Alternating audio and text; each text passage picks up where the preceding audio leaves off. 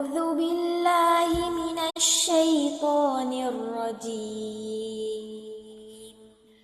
بسم الله الرحمن الرحيم. يا أيها الذين آمنوا كتب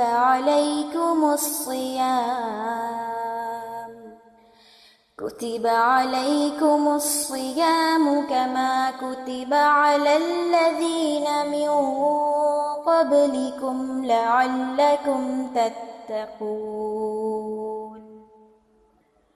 أياما معدودات،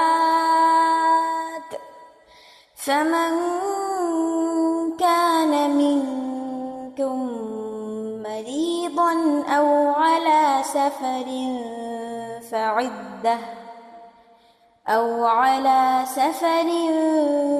فعدة من أيام أخر، وعلى الذين يطيقونه فدية طعام مسكين،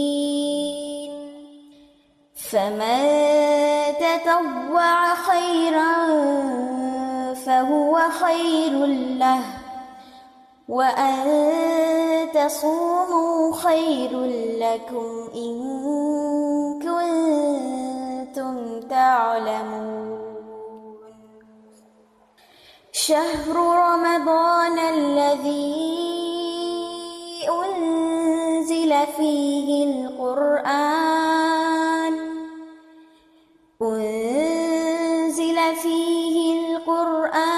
هدى للناس وبينات من الهدى والفرقان، فمن شهد منكم الشهر فليصمه، ومن كان مريضا أو على سفر فعدة من أيام أخر، يريد الله بكم اليسر ولا يريد بكم العسر، ولتكملوا العدة ولتكبروا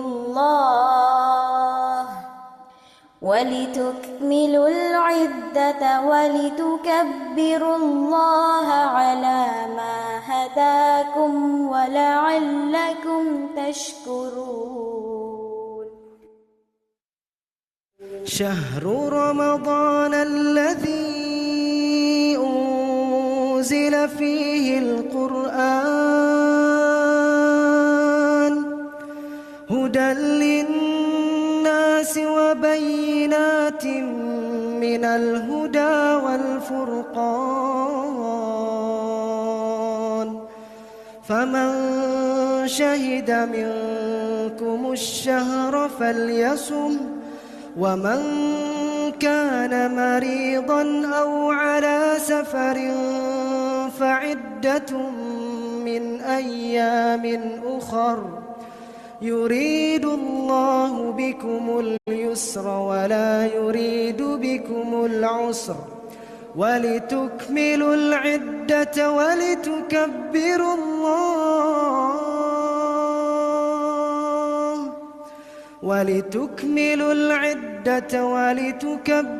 الله على ما هداكم ولعلكم تشكرون.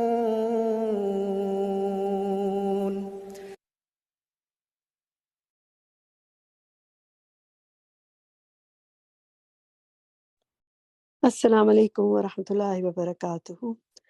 الحمد لله رب العالمين، الصلاة والسلام على سيد المرسلين، أما بعد، فأعوذ بالله من الشیطان الرجیم، بسم الله الرحمن الرحیم. आप सबको खुश आमदीद। अल्लाह सुब्हानहू व तआला आप सबको हिफ्ज़ व अमान में रखे और आपकी तमाम इबादत और आपकी अपने रास्ते में की हुई कोशिशों को कबूल फरमाए। अल्लाहुम्मा अलहिमनी रुश्दी وَأَعِذْنِي مِنْ شَرِّ نَفْسِي، اے اللہ تعالیٰ ہمیں رشد عطا فرما اور اپنے نفس کے شر سے بچا۔ آج کے سیشن کو شروع کرتے ہیں انشاءاللہ۔ اس سے پہلے ہم پریویس سیشن کی یعنی کل کی جو ہماری کلاس تھی اس میں ہم نے آپ کو ہوم ورکس دیے تھے ترجمہ یاد کرنے کے لیے، وہ انشاءاللہ سنیں گے۔ ہم نے رنج و غم اور ڈر اور گھبراہٹ کے حوالے سے دعائیں اور قرآنی آیات کو ہم نے جانا تھا، پڑھا تھا۔ تو دیکھتے ہیں، سب سے پہلی جو آیت ہے یہ سورۃ آل عمران کی آیت 173 ہمارے سامنے ہے، اور ماشاءاللہ کئی ہاتھ کھڑے ہوئے ہیں۔ تو عظمیٰ تسکین سب سے پہلے آپ کا ہینڈ ریز ہے، آپ سنائیے۔ اعوذ باللہ من الشیطان الرجیم۔ السلام علیکم۔ وعلیکم السلام۔ بسم اللہ الرحمن الرحیم۔ الذین، وہ جو، قالا کہا، لہم الناس، انہیں لوگوں نے، ان بے شک الناس لوگ، قد تحقیق، جمعوا، پس وہ جمع ہو گئے، لکم تمہارے لیے، فخشوہم، پس ڈرو ان سے، فسادہم، اس نے بڑھا دیا انہیں، ایمان میں، وقالو، انہوں نے کہا، حسبنا اللہ، کافی ہے مجھے اللہ، کافی ہے ہمیں اللہ، ونعم الوکیل، وہ کتنا اچھا ہے کارساز۔ شاباش، ترجمہ تو بہت اچھا سنایا، بس عربک ذرا سا دیکھیں، فخشوہم، فخشوہم نہیں ہے، فخشوہم، اور فزادہم، بہت کلیئرلی اس کو پڑھیں، فزادہم۔ اسی طرح ونعم الوکیل، ٹھیک ہے۔ باقی عربک کو ذرا دیکھ لے گا۔ اس آیت کی لسننگ آپ کسی قاری کی آواز میں کم سے کم 3 بار کریں، لسننگ سے انشاءاللہ صحیح پروننسیشن اور بہتر ہو۔ بارک اللہ فیک۔ جی، نیکسٹ ہے سورۃ التوبہ کی آیت 129۔ زونی آپ سنائیے۔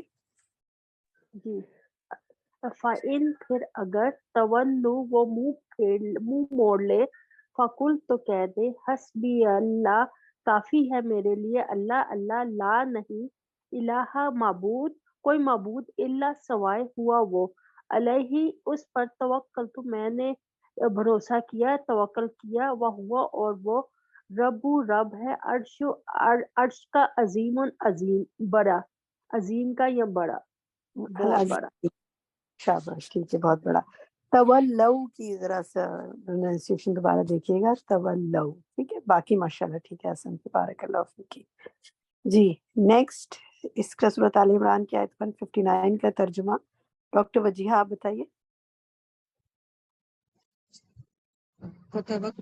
توکل، پس توکل کرو، اللہ پر، اللہ کے، اللہ بے شک اللہ یحب، محبت کرتا ہے، المتوکلین، توکل کرنے اللہ تعالیٰ محبت کرتا ہے توکل کرنے والوں سے، ماشاء اللہ فیک۔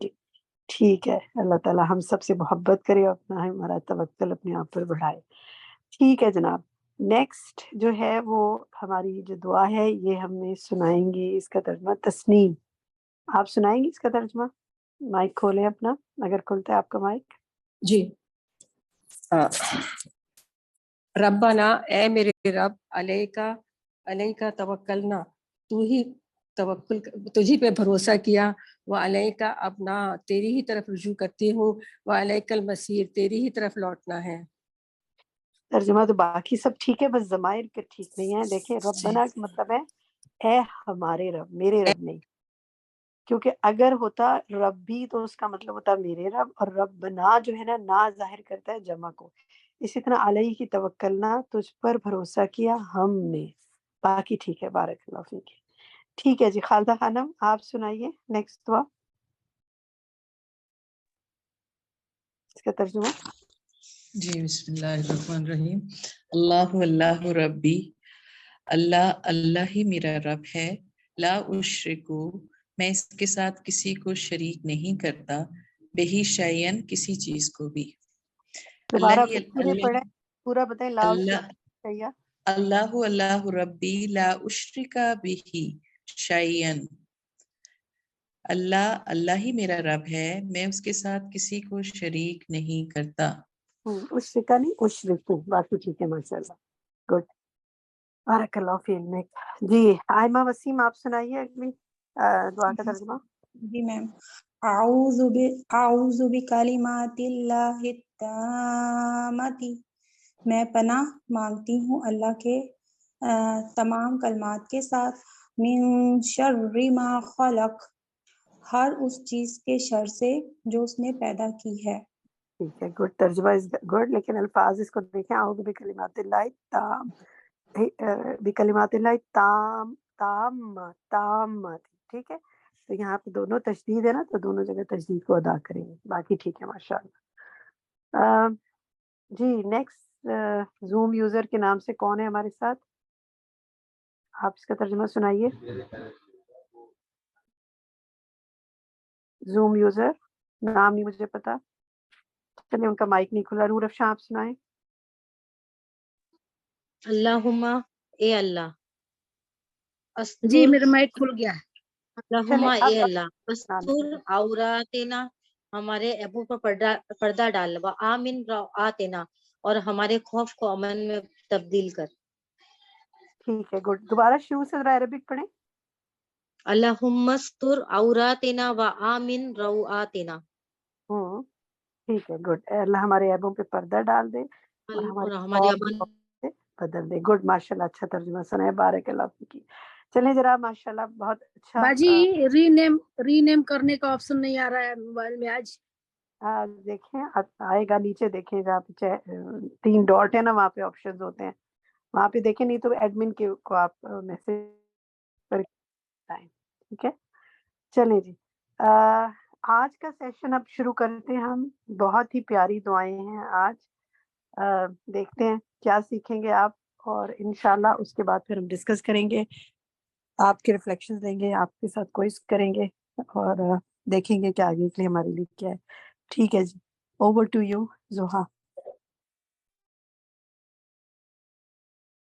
السلام علیکم ورحمۃ اللہ وبرکاتہ، نحمده ونصلی علی رسولہ الکریم، اما بعد فاعوذ باللہ من الشیطان الرجیم، بسم اللہ الرحمن الرحیم، رب اشرح لی صدری ویسر لی امری واحلل عقدۃ من لسانی یفقہوا قولی۔ وَإِذَا سَأَلَكَ عِبَادِي عَنِّي فَإِنِّي قَرِيبٌ أُجِيبُ دَعْوَةَ الدَّاعِ إِذَا دَعَانِ فَلْيَسْتَجِيبُوا لِي وَلْيُؤْمِنُوا بِي لَعَلَّهُمْ يَرْشُدُونَ۔ اور جب میرے بندے آپ سے میرے بارے میں سوال کریں تو کہہ دیجئے، بے شک میں قریب ہوں، میں پکارنے والے کی پکار کا جواب دیتا ہوں جب وہ مجھے پکارے، تو ان کو چاہیے کہ یہ میرا حکم مانیں اور مجھ پر ایمان رکھیں تاکہ وہ ہدایت پائیں۔ فَاسْتَغْفِرُوهُ ثُمَّ تُوبُوا إِلَيْهِ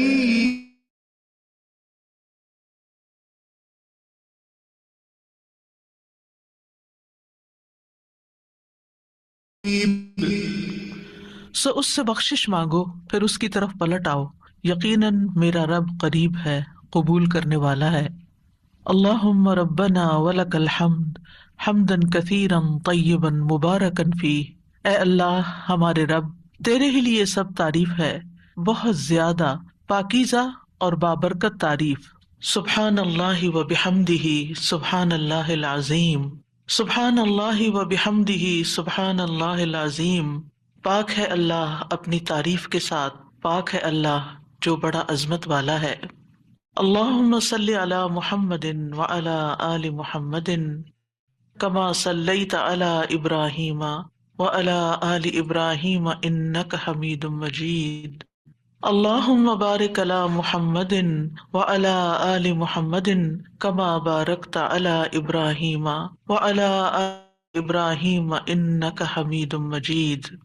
پروگرام قریب مجیب کے سلسلے میں آج ہم غم اور پریشانی سے نجات کی دعاؤں کے بارے میں پڑھیں گے۔ اللہ سبحانہ تعالیٰ نے اس دنیا کو مشقتوں اور مصیبتوں کا گھر بنایا ہے تاکہ انسان کی آزمائش ہو سکے۔ اللہ تعالیٰ نے انسان کی تخلیق حقیقت ہوئے قد خلقنا الانسان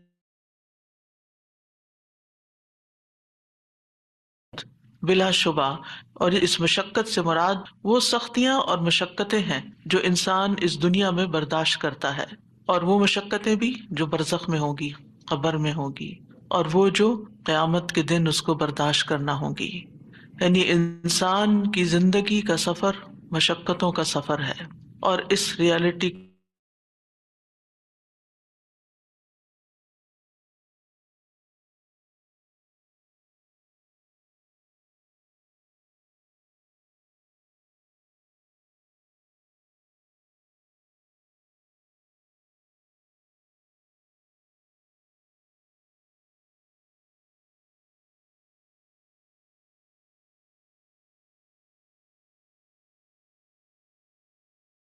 تو انشاءاللہ موت کے ساتھ ہی اس کی راحتوں بھری زندگی شروع ہو جائے گی، اور آئندہ کے لیے اس کی مشقتیں ختم ہو جائیں گی۔ مشقتوں سے پاک، مصیبتوں اور تکلیفوں اور آزمائشوں سے پاک جگہ تو صرف جنت ہی ہے، اور دنیا جنت ہو نہیں سکتی، چاہے انسان اس کو جتنا بھی جنت بنانے کی کوشش میں لگا رہے۔ تو اس دنیا میں رہتے ہوئے اس حقیقت کو جان لینا چاہیے کہ یہاں امتحان ہوں گے، تکلیفیں ہوں گی، آزمائشیں ہوں گی، غم ہوں گے۔ ضرورت اس بات کی ہے کہ ہمیں طریقہ آتا ہو کہ ان غموں، مشکلات، تکلیفوں سے نبٹنا کیسے ہے، یعنی اس کے لیے اپنے آپ کو تیار کرنا ہے، ورنہ لقد خلقنا الانسان فی کبد۔ ابن عباس کہتے ہیں کبد سے مراد اس کا پیٹ میں حمل کی صورت میں رہنا، اس کا دودھ پینا، اس کا دودھ چھڑانا، دانتوں کا اگنا، اس کی زندگی کے بچپن کے مراحل اور اس کی گزران، اس کی موت، یہ سب کچھ بہت سخت اور شدید ہوتا ہے۔ یعنی حمل سے لے کے پیدائش کا مرحلہ، اور پھر دودھ پینا اور چھڑانا اور دانتوں کا آنا اور ٹیدنگ پیریڈ، سارے ہی مراحل کے اپنے مسائل ہوتے ہیں۔ ان سب میں انسان کو کسی نہ کسی تکلیف سے گزرنا پڑتا ہے۔ قتادہ کہتے ہیں کہ وہ دنیا اور آخرت دونوں کی مصیبتیں جھیلتا ہے تو آپ اس کو مشقت میں پڑا ہوا ہی پائیں گے، یعنی انسان ہے ہی مشقت میں۔ ابن الجوزی کہتے ہیں دنیا آزمائشوں اور مصیبتوں کے لیے بنائی گئی، سمجھدار شخص کو چاہیے کہ اپنے نفس کو صبر پر آمادہ کرے۔ یعنی یہاں یہ سب کچھ تو ہوگا ہی، تکلیفیں تو آئیں گی، لیکن ضرورت کس چیز کی ہے کہ ہم اپنے آپ کو سمجھائیں کہ یہ دنیا مشکل جگہ ہے، یہاں صبر کرنا ضروری ہے۔ دنیا مومن کے لیے قید خانہ ہے۔ رسول اللہ صلی اللہ علیہ وسلم نے فرمایا الدنیا سجن المؤمن و جنت الکافری، دنیا مومن کے لیے قید خانہ ہے اور کافر کے لیے جنت ہے۔ تو اس کا کیا مطلب ہے کہ کیا کافر کو کوئی مشقت نہیں ہوتی اس دنیا میں؟ ہوتی ہے، لیکن مراد اس سے یہ ہے کہ آخرت کی تکلیفوں کے مقابلے میں دنیا میں جو بھی اس کو ملا ہے وہ اس کے لیے جنت ہی ہے، کیونکہ اس کے لیے آخرت میں جنت نہیں ہے۔ اور آخرت مومن کے لیے خوشحالی کا گھر ہے۔ جب مومن وہاں پہنچے گا تو پکار اٹھے گا وقالوا الحمد للہ الذی اذهب عنا الحزن ان ربنا لغفور شکور الذی احلنا دار المقامة من فضله لا يمسنا فيها نصب ولا يمسنا فيها لغوب۔ اور وہ کہیں گے کہ اس اللہ کا شکر ہے جس نے ہم سے غم کو دور کر دیا، یعنی جنت میں جا کر انسان واقعی غم سے دور ہو جائے گا۔ یقیناً ہمارا رب بخشنے والا قدردان ہے جس نے اپنے فضل سے ہمیں ابدی قیام گاہ میں لا اتارا، جہاں ہمیں نہ مشقت اٹھانی پڑتی ہے اور نہ کوئی تھکاوٹ لاحق ہوتی ہے، یعنی نہ ہی کوئی کام مشکل ہے اور نہ ہی ہم تھکتے ہیں، آرام ہی آرام ہے، سکون ہی سکون ہے۔ لیکن اس سکون کو پانے کے لیے اس دنیا میں تھکنا شرط ہے۔ اپنے آپ کو اللہ کی عبادت میں، بندوں کی خدمت میں تھکانا لازم ہے۔ دنیا جتنی بھی تکلیف دہ ہو، لیکن انسان جب جنت میں پہنچے گا تو جنت کا ایک چکر دنیا کی ساری فکروں کو ختم کر دے گا۔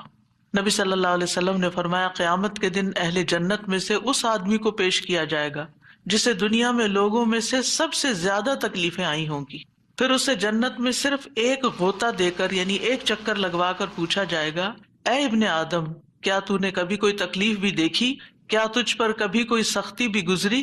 وہ عرض کرے گا اے میرے رب، اللہ کی قسم کبھی نہیں، کوئی تکلیف نہیں دیکھی، ساری تکلیفیں بھول جائیں گی، کبھی کوئی تکلیف میرے پاس سے نہ گزری اور نہ ہی میں نے کبھی کوئی شدت و سختی دیکھی۔ یعنی ایسی ٹھنڈک، ایسا آرام، ایسا سکون، ایسا لطف آئے گا کہ اس کے حافظے سے بھی نکل جائے گا کہ کبھی اس نے کوئی دکھ دیکھا تھا۔ تو آج ہم اس سلسلے میں رنج و غم کو دور کرنے والی سب سے بڑی دعا آیت کریمہ کے بارے میں پہلے پڑھیں گے۔ ارشاد باری تعالیٰ ہے وَذَنُّونِ إِذْ ذَهَبَ مُغَاضِبًا فَظَنَّ أَن لَّن نَّقْدِرَ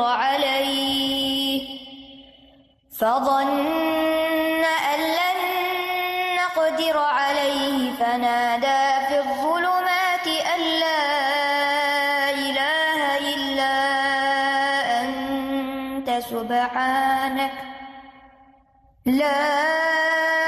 إِلَٰهَ إِلَّا أَنتَ سُبْحَانَكَ إِنِّي كُنتُ مِنَ الظَّالِمِينَ فَاسْتَجَبْنَا لَهُ وَنَجَّيْنَاهُ مِنَ الْغَمِّ وَكَذَلِكَ نُنجِي الْمُؤْمِنِينَ۔ اور مچھلی والا جب وہ اپنی قوم سے غضبناک ہو کر چلا گیا تو اس نے گمان کیا کہ ہم ہرگز اس پر قادر نہ ہوں گے۔ پھر اس نے اندھیروں میں پکارا کہ تیرے سوا کوئی الہ پاک ہے، بے شک میں ہی ظالموں میں سے ہوں۔ تو ہم نے اس کی دعا قبول کر لی اور اسے غم سے نجات دے دی، اور ہم ایمان لانے والوں کو اسی طرح نجات دیا کرتے ہیں۔ یہاں ذنون سے مراد یونس علیہ السلام ہے، یعنی مچھلی والے۔ نون سے مراد مچھلی۔ یونس علیہ السلام عراق کی ایک بستی نینوا میں مبعوث کیے گئے تھے۔ انہوں نے اپنی قوم کو توحید کی دعوت دی، لیکن وہ مسلسل انکار کرتے رہے، جیسے کہ ہر قوم کا شیوا رہا۔ تو آخر ان سے اکتا کر، تنگ آ کر، غصے کی حالت میں ان کے حق میں بد دعا کی اور عذاب کی دھمکی دے کر اللہ کی اجازت کے بغیر انہیں چھوڑ کر نکل پڑے، جس کی انہیں اجازت نہیں تھی، جبکہ منصب رسالت کا تقاضا کیا تھا کہ ان کے کفر اور سرکشی کے باوجود انہی میں رہیں، اور جب تک اللہ تعالیٰ کا حکم نہ آ جائے، جب تک ان کی مدت مہلت پوری نہ ہو جائے، انہیں ہرگز نہ چھوڑا جائے۔ جیسا کہ نوح علیہ السلام نے 950 سال اسی کشمکش میں، اسی کام میں، اسی محنت میں گزار دیے، اور پھر اس وقت ان کے حق میں بد دعا کی جب ان سے کسی خیر کی توقع نہ رہی، اور جب اللہ تعالیٰ نے انہیں بتا دیا کہ اب اس کے بعد تمہاری قوم میں سے کوئی بھی ایمان نہیں لائے گا، تو اب جب انہیں پتہ چل گیا کہ کوئی بھی ایمان نہیں لائے گا، تو پھر انہیں اجازت دی گئی کہ وہ ان کے ختم ہونے کی دعا کر لیں، اور انہیں پھر ختم کر دیا گیا۔ یونس علیہ السلام گھبرا گئے اور اپنی بستی کو چھوڑ گئے، اور بستی سے نکل کر کچھ لوگوں کے ساتھ ایک کشتی میں سوار ہو گئے۔ جو ہی وہ کشتی آگے بڑھی سمندر میں، تو کشتی ڈگمگانے لگی کیونکہ اوور لوڈڈ تھی۔ اب ساری کشتی کے ڈوبنے کا خطرہ تھا، تو انہوں نے قرعہ اندازی کی کہ ایک آدمی کو کشتی سے نکال دیں تاکہ کشتی کا بوجھ ہلکا ہو جائے اور یہ اپنی منزل تک پہنچ جائے۔ قرعے میں یونس علیہ السلام کا نام نکلا، لیکن انہوں نے کشتی سے نکلنے سے انکار کر دیا، لہٰذا دوبارہ قرعہ اندازی کی گئی کہ ہو سکتا اب کسی اور کا نام نکل آئے، لیکن پھر آپ ہی کا نام نکلا، اور پھر آپ نہیں نکلنا چاہتے تھے کشتی سے۔ پھر تیسری بار قرعہ اندازی کی گئی تو پھر آپ ہی کا نام نکلا۔ اللہ سبحانہ وتعالیٰ فرماتے ہیں فَسَاهَمَ فَكَانَ مِنَ الْمُدْحَضِينَ، پھر وہ قرعہ میں شریک ہوا تو ہارنے والوں میں سے ہو گیا۔ اب تو کوئی گنجائش ہی نہیں رہی تھی کہ اس کے بعد کچھ قرعہ اندازی کی جائے، اب تو انہی کی باری تھی۔ قرعہ ان کے نام نکلا۔ یہ دیکھ کر یونس علیہ السلام کھڑے ہو گئے اور انہوں نے دریا میں چھلانگ لگا دی۔ جو ہی انہوں نے چھلانگ لگائی، ایک بہت بڑی مچھلی نے آ کر ان کو نگل لیا۔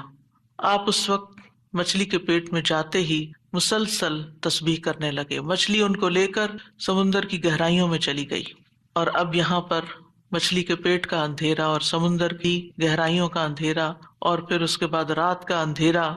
تو ایسے میں یونس علیہ السلام نے جس دعا سے مدد لی، وہ یہی دعا تھی جو ان آیات میں بیان ہوئی ہے، لا الہ الا انت سبحانک انی کنت من الظالمین۔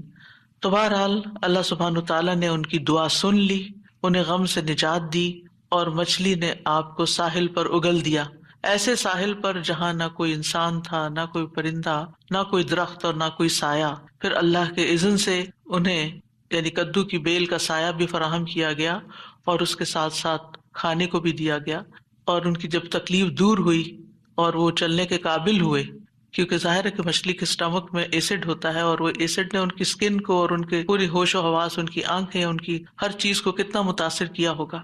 تو جب ان کے ہوش و حواس بحال ہوئے اور چلنے کی کچھ طاقت ہوئی تو دوبارہ اسی بستی کی طرف بھیجے گئے۔ اب آپ دیکھیے کہ بستی والے دیکھ کر حیران ہو گئے ہوں گے کہ یہ شخص جو ہمیں چھوڑ کر چلا گیا تھا یہ کیسے واپس آ گیا، اور ہو سکتا ہے کہ ان کے جانے کے بعد انہوں نے تلاش بھی کیا۔ پھر آپ دیکھیے کہ کس طرح بستی والوں کو یہ ریئلائز ہوا کہ انہوں نے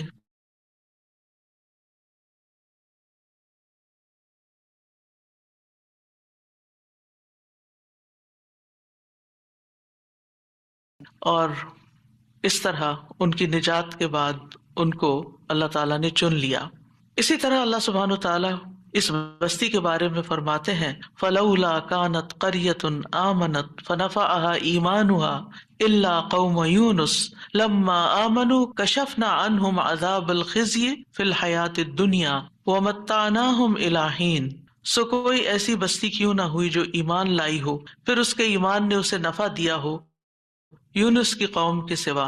جب وہ ایمان لے آئے تو ہم نے ان کی ذلت کا عذاب دنیا کی زندگی میں ان سے ہٹا دیا اور انہیں ایک وقت تک سامان دیا۔ کہا جاتا ہے کہ یونس علیہ السلام جب قوم کو چھوڑ کر گئے تھے اور ان لوگوں کو یہ بات سمجھ آ گئی کہ وہ نبی تھے اور وہ جھوٹ نہیں بولتے، تو وہ سب کے سب اپنے بچوں، چوپایوں، مویشیوں سب کو لے کر صحرا کی طرف نکل گئے اور ماؤں کو بچوں سے الگ کر دیا، اور اللہ سبحانہ تعالیٰ کے حضور میں رو رو کر دعائیں کی، حتیٰ کہ ان کے اونٹ بلبلانے لگے اور بچے بھی رونے لگے اور گایوں کے بچے ڈکرانے لگے اور بھیڑ بکریاں اور سارے جانور بولنے لگے۔ یعنی ایک سما ہوگا اس توبہ استغفار کا کہ کس طرح انہوں نے فریادیں کی۔ تو آپ دیکھیے ادھر ان کا پیغمبر فریادیں کر رہا ہے اور ادھر ان کی قوم فریادیں کر رہی ہے اپنے سارے مال و متاع کے سمیت۔ تو اللہ سبحانہ وتعالیٰ نے کس طرح ان کی فریادیں سن لی۔ تو اس سے کیا پتہ چلتا ہے کہ دعا مانگنے کا بھی ایک سلیقہ ہوتا ہے۔ بے روح دعائیں، بس صرف الفاظ کا دہرا دینا، کبھی چپ کر کے دل میں دہرا لینا، کبھی زبان سے لفظ نکالے بغیر صرف منہ سے بول دینا، یہ کافی نہیں ہوتا، بلکہ اس کے لیے بہت ضروری ہوتا ہے کہ انسان اپنی آہوزاری ظاہر کرے، اللہ سبحانہ تعالیٰ کے آگے اپنی بے قراری کو بیان کرے اور اپنی کیفیت اور اپنے غم اور اپنے دکھ کی داستان سنائے۔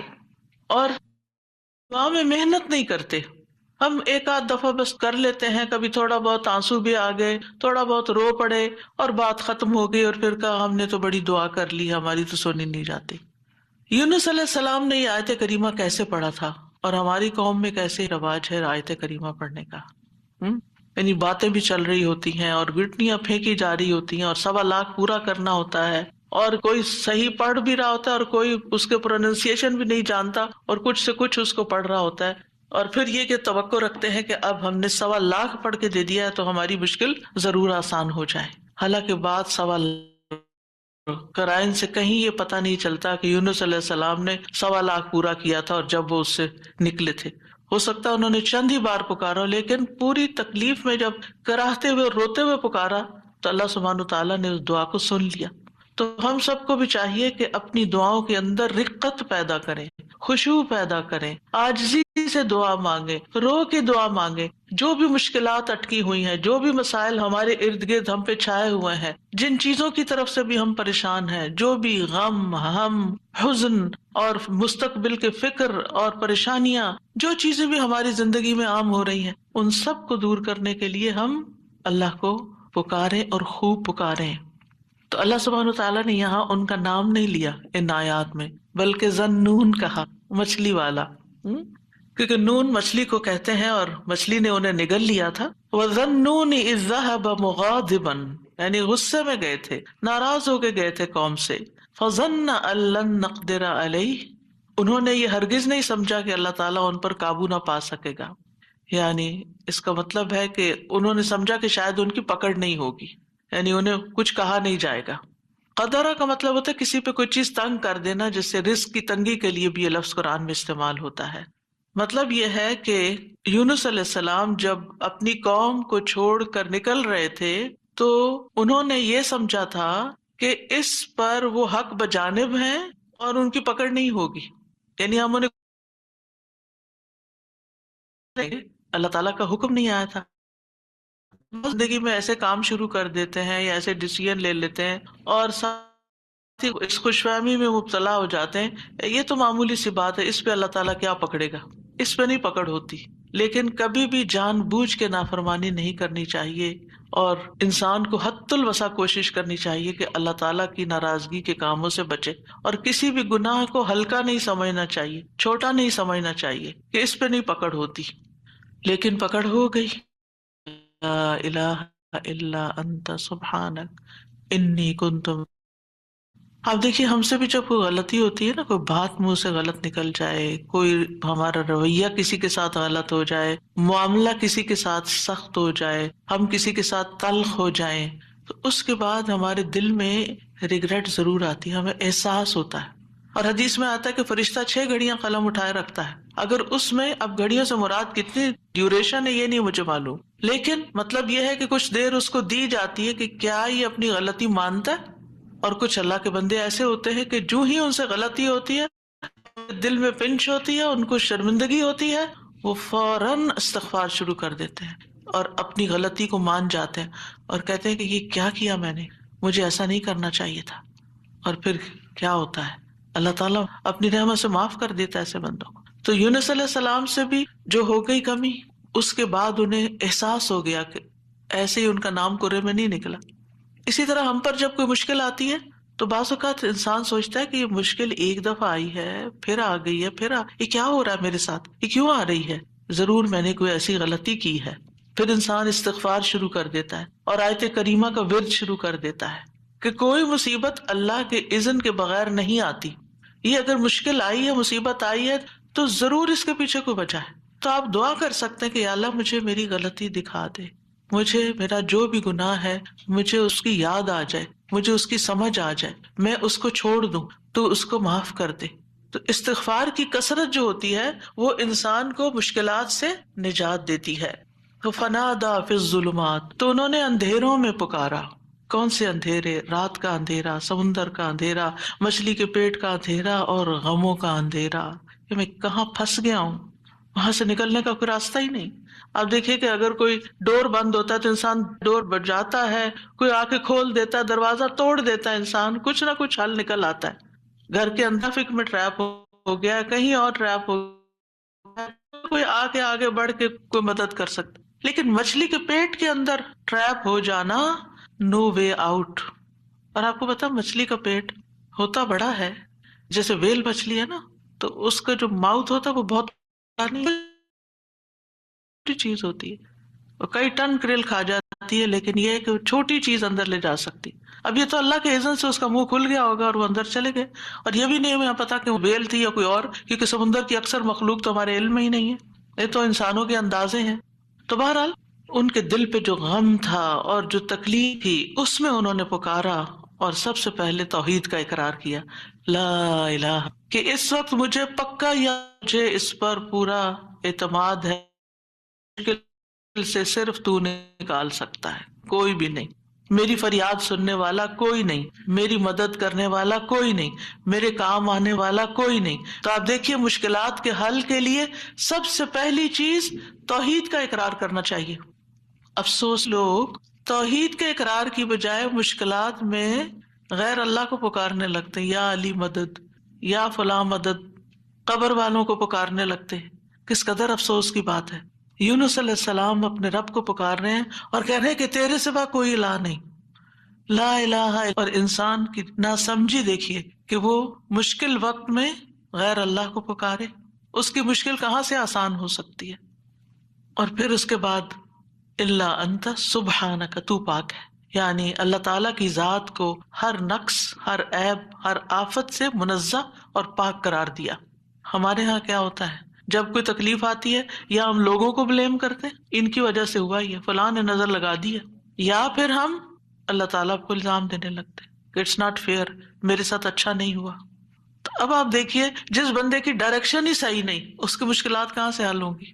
اگر آپ اپنے قصور کا ذمہ دار دوسرے کو ٹھہرا رہے ہیں، الزام تراشی کر رہے ہیں، دوسرے کی عیب جوئی کر رہے ہیں، دوسرے کی شکایتیں کیے چلے جا رہے ہیں، کیونکہ عام طور پر ہوتا کیا، جب انسان کو کوئی پرابلم آتی ہے، میاں بیوی مثلاً کوئی لڑائی ہوئی، تو اگر آپ عورت کا کیس سنیں تو سارا الزام میاں کو دے گی، میاں کا کیس سنیں تو سارا الزام بیوی کو دے گی.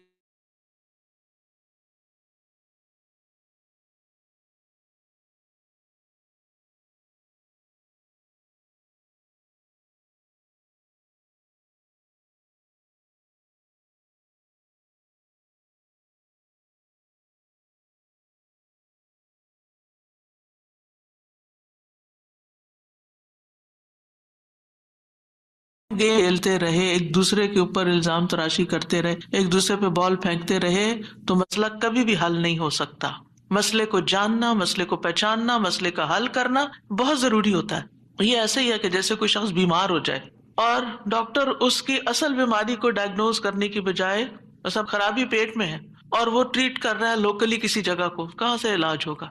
اگر اصل کاز پتا چل جائے اور اس کاز کو ہٹا دیا جائے. مثلا آپ دیکھیں الرجی کے کیسز میں کیا ہوتا ہے، آپ جتنی چاہیں دوائیاں لگا لیں، جب تک آپ اس چیز کو اوائڈ نہیں کریں گے جس سے آپ الرجک ہیں، آپ کی بیماری دور ہو نہیں سکتی.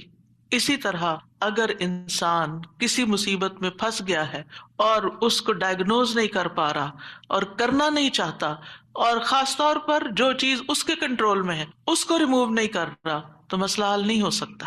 تو اللہ سبحانہ تعالیٰ کے ہاں بھی دعا اور فریاد کا سلیقہ یہی ہے کہ انسان اپنے آپ کو قصوروار ٹھہرائے جہاں وہ قصوروار ہے، اور اگر قصوروار نہیں ہے، پکا یقین ہے سراسر آپ پہ ظلم ہوا ہے، پھر اللہ کی رحمت کو پکاریں، یا حی یا قیوم اپنی غلطیاں. اور کون انسان یہ کہہ سکتا ہے کہ وہ پاک باز ہے، اس سے کوئی غلطی نہیں ہوتی، قصور اس کا نہیں، کچھ نہ کچھ. ٹھیک ہے ایک کا 10% اور ایک کا 90، کہیں 10% تو ہوتا ہے نا. اس 10% جو ہے گناہوں کا اعتراف، وہ انسان کو دنیا کی مشکلات سے بھی اور آخرت کی سے نجات دلاتا ہے. اب جو ہی انہوں نے یہ بات کی، یعنی 3 چیزیں ہیں اس میں، ایک توحید کا اقرار ہے، ایک اللہ کی تسبیح، اور ایک اپنی غلطی کا اقرار ہے. 2 چیزیں اللہ تعالیٰ کے حق میں اور ایک اپنے حق میں. نتیجہ کیا ہوا؟ فاستجبنا لہ، ہم نے دعا قبول کر لی. ایسے طریقے سے اس نے پکارا کہ دعا قبول ہو گئی. ونجیناہ من الغم، ہم نے اس کو غم سے نجات دے دی. یہ قرآن کے الفاظ ہیں. لہذا جس کے دل پر کوئی بھی غم ہے کسی بھی چیز کا، اولاد کی طرف سے، ازواج کی طرف سے، یا مال کی طرف سے، یا کسی بھی طرح کا کوئی غم، ہم، فکر، پریشانی، اس کو انہی کلمات کو لازم کر لینا چاہیے اور اسی جذبے کے ساتھ پڑھنا چاہیے جس جذبے کے ساتھ یونس علیہ السلام نے پڑھا تھا. وَنَجَّيْنَاهُ مِنَ الْغَمِّ، اس وقت وہ غم میں گھرے ہوئے تھے تو اللہ نے ان کو نجات دے دی. وَكَذَلِكَ نُنْجِي الْمُؤْمِنِينَ، یہ صرف ان کے لیے نہیں تھا، ہم اسی طرح سارے مومنوں کو نجات دیتے ہیں. جو بھی یہ دعا پڑھے گا اس کو غم سے نجات مل جائے گی. تو گویا مومنوں کو اس بات کی ترغیب دی جا رہی ہے، اس بات کا سلیقہ سکھایا جا رہا ہے کہ غم اور دکھ اور تکلیف کے موقع پر انہیں کیا پڑھنا ہے، کیا کہنا ہے. اور جب انسان یہ دیکھتا ہے کہ سابقہ مومنین کو اس دعا کی وجہ سے تکلیف سے نجات ہوئی تو اس کا ایک یقین بڑھ جاتا ہے کہ اللہ تعالیٰ میری تکلیف بھی دور کر دے گا. اگر وہ رب یونس علیہ السلام کو مچھلی کے پیٹ سے نکال سکتا ہے تو میرا رب مجھے اس مشکل سے کیوں نہیں نکالے گا، کیوں نہیں نکال سکتا، وہ ضرور نکالے گا. تو اس سے خاص طور پر یہ بات پتہ چلتی ہے کہ تحلیل یعنی لا الہ الا اللہ اور تسبیح سبحان اللہ یا سبحانک، یہ ہر غم کو دور سے، کرب اور مصیبت سے نجات دلاتی ہیں. تو جو شخص بھی اللہ کی کتاب پر ایمان رکھتا ہے، قرآن مجید کو اللہ کا کلام سمجھتا ہے، اللہ کے بعد سمجھتا ہے، تو پھر وہ اسی طریقے پر اس دعا کے ساتھ اپنے رب کو پکارے تو اللہ تعالیٰ اس کی دعا قبول کرے گا اور اس کو غم سے نجات دے گا. اس دعا کی فضیلت کے بارے میں احادیث نے فرمایا، ذُنُّونَ دعا وہ مچھلی کے پیٹ میں تھے، یعنی لا الہ الا انت سبحانک انی کنت من الظالمین، کسی معاملے میں، کسی معاملے میں ان الفاظ کے ساتھ اپنے رب سے دعا کرے، وہ دعا اس کے لیے ضرور قبول ہوگی۔ اللہ سبحانہ تعالیٰ کے بعد نبی صلی اللہ علیہ وسلم نے بھی اس بات کو کنفرم کیا ہے کہ یہ دعا مسائل کا حل ہے۔ بہت لمبی حدیثیں پڑھنے کی بھی ضرورت نہیں، لیکن پڑھیں تو کوالٹی کے ساتھ، درد کے ساتھ، تڑپ کے ساتھ، تکرار کے ساتھ، اصرار کے ساتھ، افتقار کے ساتھ، اپنی محتاجی ظاہر کرتے ہوئے، اپنی غلطی کا اعتراف کرتے ہوئے۔ اسی طرح سلسلہ صحیحہ کی حدیث ہے، رسول اللہ صلی اللہ علیہ وسلم نے فرمایا، کیا میں تمہیں ایسی چیز نہ بتا دوں کہ جب تم میں سے کسی آدمی کو رنج و الم اور دنیا کی آزمائشوں میں سے کوئی آزمائش آئے، دنیا کی آزمائشوں میں سے کوئی آزمائش آئے تو وہ اس دعا کو پڑھے تو اس کی تکلیف دور ہو جائے گی۔ تو آپ سے کہا گیا کیوں نہیں؟ آپ نے فرمایا وہ مچھلی والے کی دعا ہے، لا الہ الا انت سبحانک انی کنت من الظالمین، کہ جس کو بھی آزمائش آئے وہ یہ دعا پڑھ لے تو اس کی دعا قبول ہو جائے گی، آزمائش ختم ہو جائے گی۔ ایک روایت میں آتا ہے، سعد کہتے ہیں ایک مرتبہ مسجد نبوی میں میرا گزر عثمان بن عفان رضی اللہ عنہ کے پاس سے ہوا۔ میں نے انہیں سلام کیا، انہوں نے نگاہیں بھر کے مجھے دیکھا لیکن جواب نہیں دیا۔ میں عمر بن خطاب رضی اللہ عنہ کے پاس آیا، ان سے 2 دفعہ سوال کیا کہ کیا اسلام میں کوئی نئی چیز پیدا ہو گئی ہے؟ انہوں نے کہا نہیں، کیوں، کیا ہوا؟ میں نے کہا میں ابھی مسجد میں عثمان رضی اللہ عنہ کے پاس سے گزرا تھا، میں نے انہیں سلام کیا، انہوں نے نگاہیں بھر کے مجھے دیکھا لیکن جواب نہیں دیا۔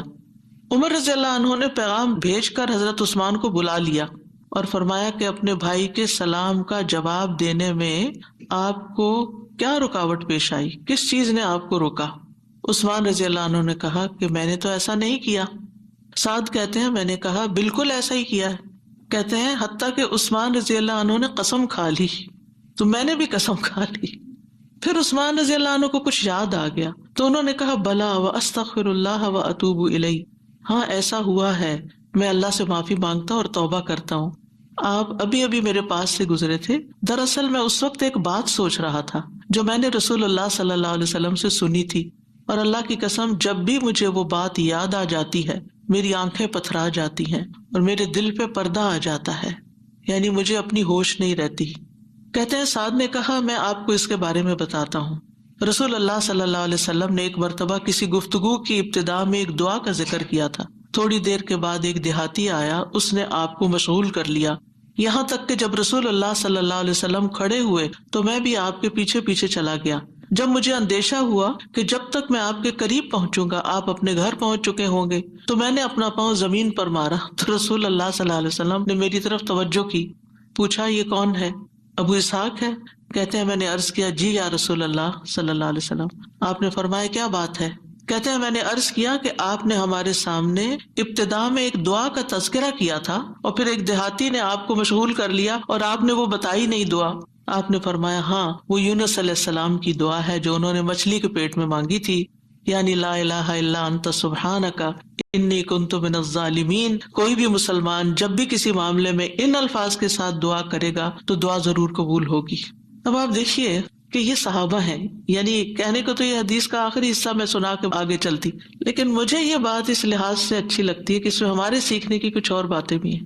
وہ یہ کہ اتنے جلیل القدر صحابی جو رسول اللہ صلی اللہ علیہ وسلم کے انتہائی قریب تھے، یعنی ان سے پایس امت میں کون ہو سکتا ہے نا؟ حضرت عمر ہو، حضرت عثمان ہو، حضرت علی ہو، حضرت ابوبکر رضی اللہ عنہ ہو، لیکن انسان تھے اور ان پر بھی ایسی غیر معمولی کیفیات آتی تھیں کہ وہ اپنی سوچوں میں یا اپنے حالت میں ایسے مشغول ہوتے تھے کہ ان کو سامنے کی چیز نظر نہیں آتی تھی۔ بعض اوقات ایسا کوئی غم ہوتا ہے، کوئی بات ہوتی ہے، ہو سکتا ہے نبی صلی اللہ علیہ وسلم نے آپ کی آخری وقت کے بارے میں فتنوں کی کوئی پیشن گوئی کی ہو، کیونکہ یہاں بات کا نہیں پتہ چلتا کہ کون سی بات ان کو ہر چیز بلا دیتی تھی۔ دوسری بات یہ کہ بعض اوقات انسان کا حافظہ ایسے ساتھ چھوڑ جاتا ہے کہ وہ کہتا ہے کہ یہ کام ہوا ہی نہیں، نہ صرف یہ کہ وہ کہتا ہے نہیں بلکہ اس کے بعد قسم بھی کھا لیتا ہے۔ اب دونوں صحابہ نے قسم کھا لی، بعد میں احساس ہوتا ہے اوہ ہاں اب یاد آیا۔ ہو سکتا ہے آپ کے ساتھ کبھی ایسا کوئی مرحلہ ہوا اور اس کے بعد کس قدر شرمندگی ہوئی۔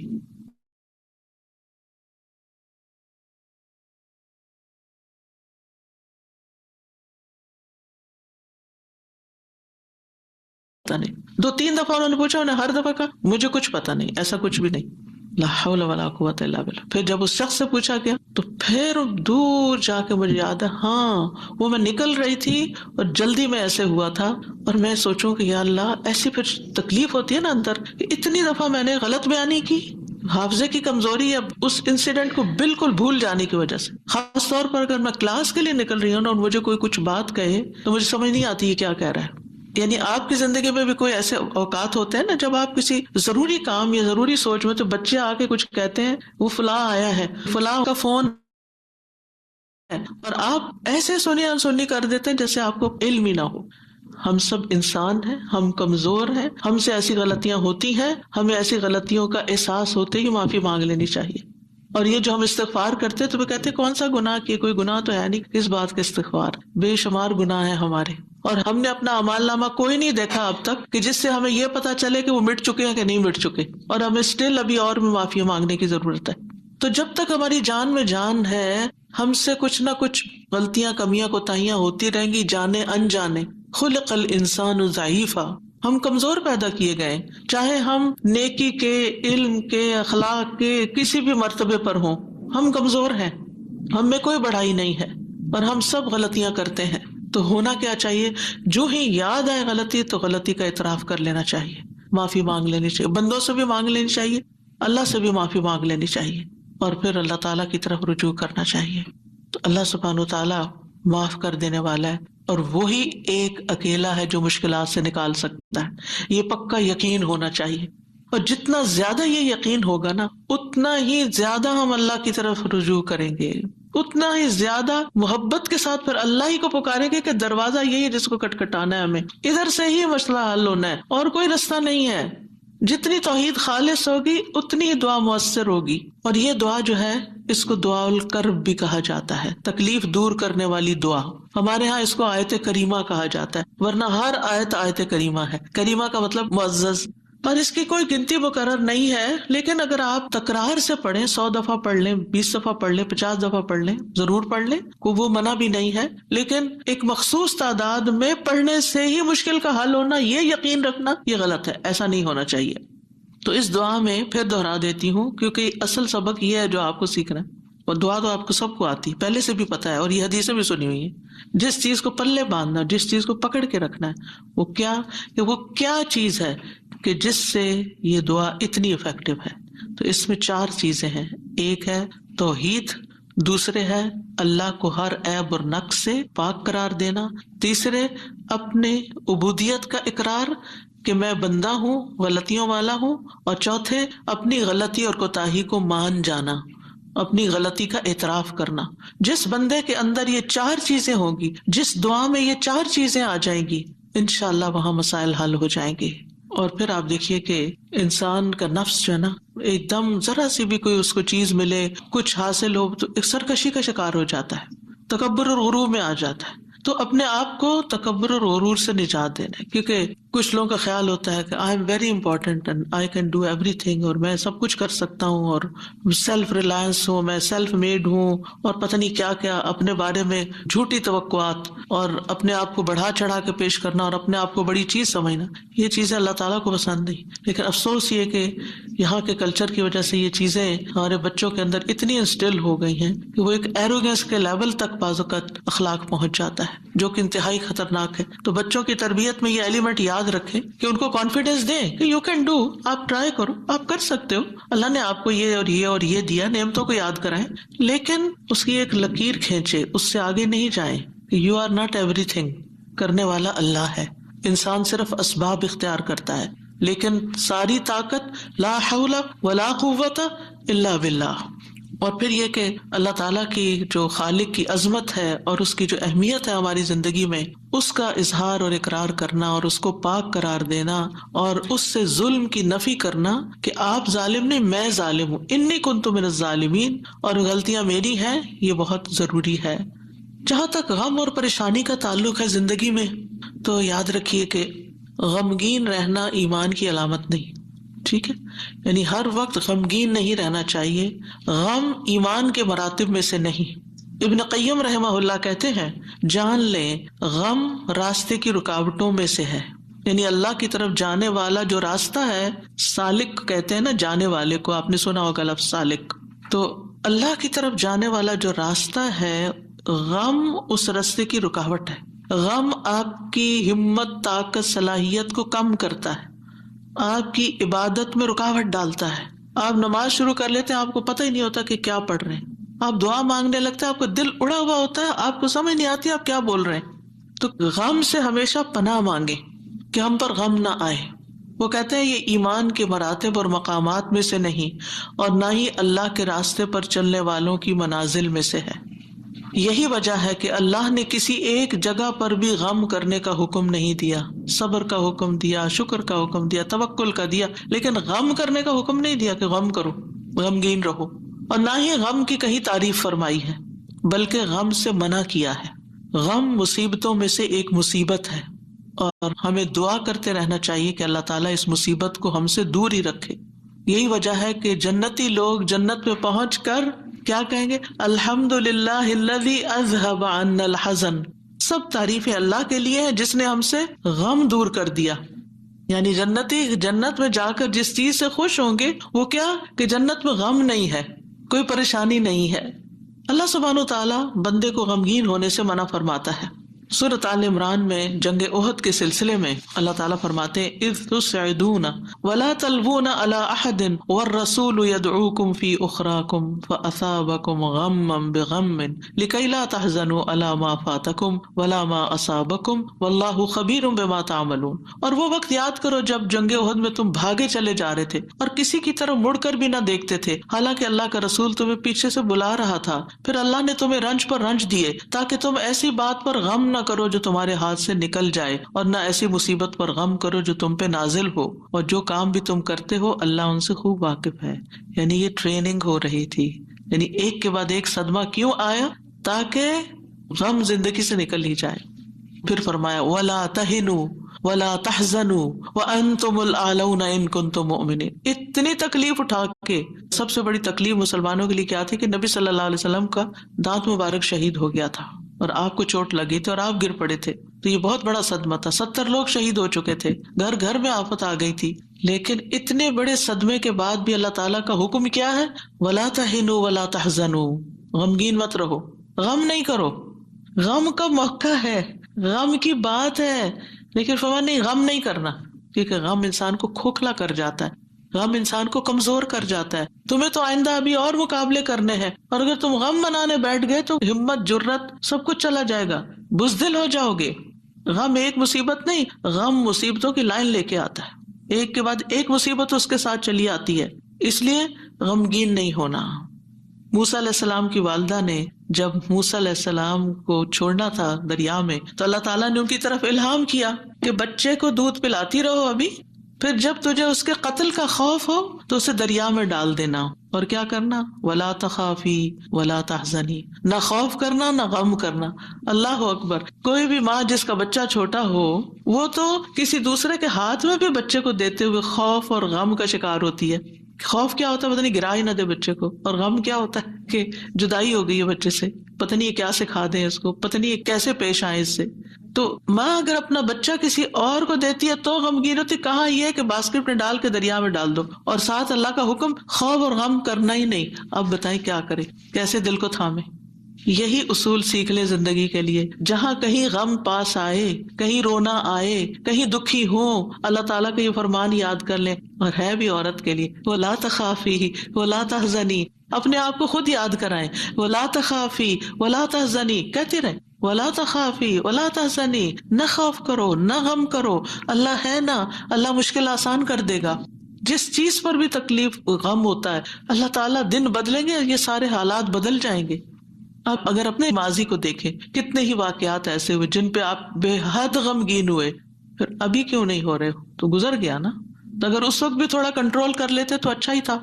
کیونکہ یہ جو سٹریس ہوتا ہے نا، اور یہ غم اور خوف کا مجموعہ سٹریس پھر بن جاتا ہے. اور یہ جو سٹریس ہوتا ہے نا، یہ انسان کو بیمار کر دیتا ہے، فزیکلی بھی کمزور کرتا ہے، ایمانی اعتبار سے بھی کمزور کرتا ہے، روحانی اعتبار سے کمزور کرتا ہے. انسان کا دل کمزور ہو جاتا ہے، چھوٹی سی بات سنتا ہے تو اس کے حواس باختہ ہو جاتے ہیں، کسی بھی چیز کا مقابلہ نہیں کر پاتا.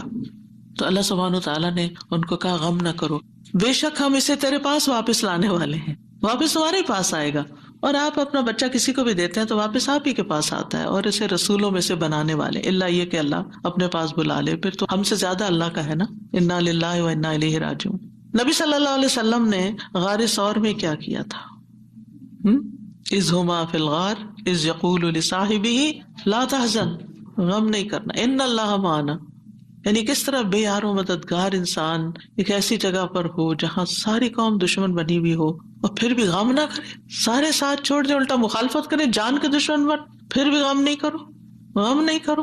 اور حضرت ابوبکر تو نبی صلی اللہ علیہ وسلم کے لیے غمگین ہو رہے تھے نا. ابن قیم کہتے ہیں 4 چیزیں جسم کو برباد کر دیتی ہیں: پریشانی، غم، بھوک اور بیداری.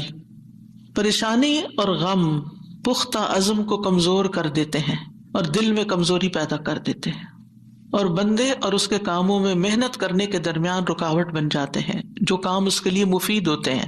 یعنی آپ پروڈکٹیو نہیں رہتے، اور یہ سفر کا راستہ کاٹ دیتے ہیں. یعنی جو اللہ کی طرف جانے کا راستہ ہوتا ہے نا، اسے کاٹ دیتے ہیں اور اس کو پسپائی کی طرف الٹا کر دیتے ہیں، یا رکاوٹ بن کر اس کو سفر سے روک دیتے ہیں. یعنی وہ اللہ کی طرف جانا ہی بند کر دیتا ہے. یعنی ایک شخص اچھا بھلا کچھ سیکھ رہا ہوتا ہے، کلاسز جوائن کی بھی ہوتی ہے، کوئی کام کر رہا ہوتا ہے، یا کسی بات سے غمگین ہو جاتا ہے، جانا ہی چھوڑ دیتا. بھی کیوں نہیں آ رہے؟ بس ڈپریشن کا شکار ہے، کہیں جانے کو دل نہیں کرتا. آپ اچھا بھلا ایک کام کر رہے تھے، آپ بیکار ہو کے بیٹھ گئے، کیا یہ نقصان نہیں ہے؟ اور اس غم کی حالت میں انسان کی عقل ایسے ماری جاتی کہ اس کو اپنا نقصان بھی نہیں سمجھ آتا کہ یہ میں اپنا ہی نقصان کر رہا ہوں، اپنے آپ کو کھا رہا ہوں. غم کیا ہے؟ خود کو کھانا.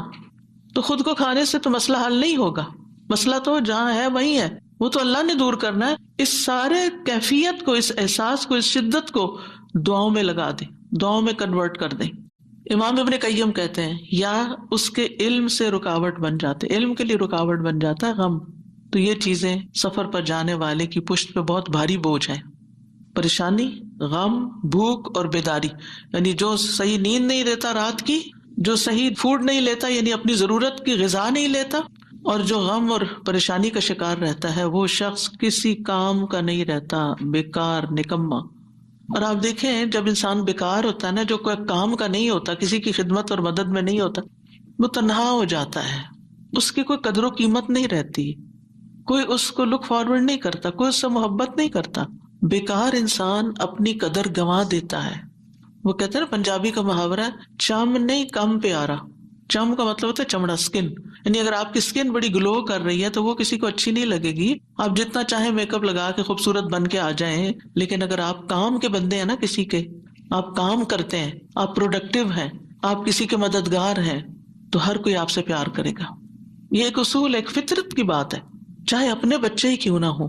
اگر وہ بیکار رہنے کے عادی ہو گئے ہیں تو آپ دن رات ان پہ غصہ کرتے ہیں کہ تم سست ہو، تم بیکار ہو، تم کسی کام کے نہیں ہو. اور اس کو بیکار کس چیز نے کیا؟ فکر، پریشانی، غم، دکھ، تکلیف، ان چیزوں نے. تو ان کا علاج کرنا ہوگا. ابراہیم بن ادہم کہتے ہیں غم 2 طرح کے ہوتے ہیں، ایک غم تمہارے حق میں ہے اور ایک غم تمہارے خلاف ہے. بس وہ غم جو تمہارے حق میں ہے وہ آخرت کے بارے میں غم کرنا ہے. سارے غموں کو ایک میں ڈھال لے، اور وہ ہے آخرت کا غم کہ وہاں میرا کیا ہوگا، کیا میں جنت میں جا سکوں گی یا نہیں. وہ کہتے ہیں کہ ایک غم تمہارے حق میں ہے، وہ آخرت کے بارے میں غم کرنا اور اس کی خیر و برکات کے بارے میں غم کرنا ہے. اور وہ غم جو تمہارے خلاف ہے وہ دنیا اور اس کی زینت کے بارے میں غم کرنا ہے، دنیا کے فائدوں کے بارے میں غم کرنا کہ کوئی چیز چلی گئی. وہ دنیا کی زینت کیا ہے؟ مثلا اپنی جوانی، اپنا حسن، یہ ساری چیزیں کیا ہے، وقت کے ساتھ ساتھ ڈھل جاتی ہیں. پھر کچھ لوگ اس پر غم لگا بیٹھتے ہیں کہ ہم پہلے سے خوبصورت نہیں رہے، پہلے سے اسمارٹ نہیں رہے، پہلے سے ایکٹیو نہیں رہے. اور کچھ لوگ تو ہر وقت رونا ہی روتے رہتے ہیں، اب میرا حافظہ کمزور ہو گیا ہے، اب میں سوچ نہیں سکتی. ایک خاتون کو میں جانتی ہوں کہ پچھلے 20 سال سے یہی بات ہر وقت کرتی ہے جب ملتی ہے. اتنی بیزاری ہوتی ہے ایسی باتیں سن کے، کیونکہ جب آپ ایسی باتیں کرتے رہتے ہیں نا تو اس سے آپ دوسروں کو بیزار کرتے ہیں اور اپنی قدر کھوتے ہیں کہ اچھا اب یہ بندہ بیکار ہو گیا ہے، اب یہ کام کا نہیں رہا، چھوڑو اس کو. ہم کیا چاہتے ہیں؟ ہمدردی لینا دوسرے سے، یہ کہہ کے کہ میں کمزور ہوں، بیمار ہوں. ہم سمجھتے دوسرے ہمدردی کریں، 1 دن کریں گے، 2 دن کریں گے، پھر کیا ہوگا؟ ہر وقت تھوڑی کریں گے. ہر وقت ہائے ہائے کرتے رہنے سے آپ دوسروں کو بیزار کرتے ہیں. المؤمن القوی خیر و احب الی اللہ من المؤمن الضعیف. قوی مومن، طاقتور مومن بہتر ہے، اچھا ہے، خیر ہے اور اللہ کو زیادہ پیارا ہے کمزور مومن سے. اب آپ اللہ کے پیارے بننا چاہتے ہیں یا نہیں؟ بننا چاہتے ہیں تو بہادر ہو جائیں، ہوشیار ہو جائیں، غموں کا رونا اتار پھینکیں. پھر آپ دیکھیے ابن قیم کہتے ہیں جب انسان صبح کرے اور شام کرے اور اس کی صرف ایک ہی فکر ہو اور وہ ہے اللہ سبحانہ تعالیٰ کے ساتھ رابطہ جوڑنا، تو ایسے انسان کی تمام ضرورتوں کو اللہ اپنے ذمے لے لیتا ہے، ساری ضرورتیں. یعنی آپ اللہ تعالیٰ کے ساتھ کنیکٹ رہیں اور لوگوں کو بھی اللہ سے کنیکٹ کریں، آپ کے کام اللہ کے ذمہ، اور اللہ تعالیٰ اس سے ہر پریشان کرنے والے کام کا ضامن ہو جاتا ہے. سبحان اللہ، کتنی بڑی بات ہے.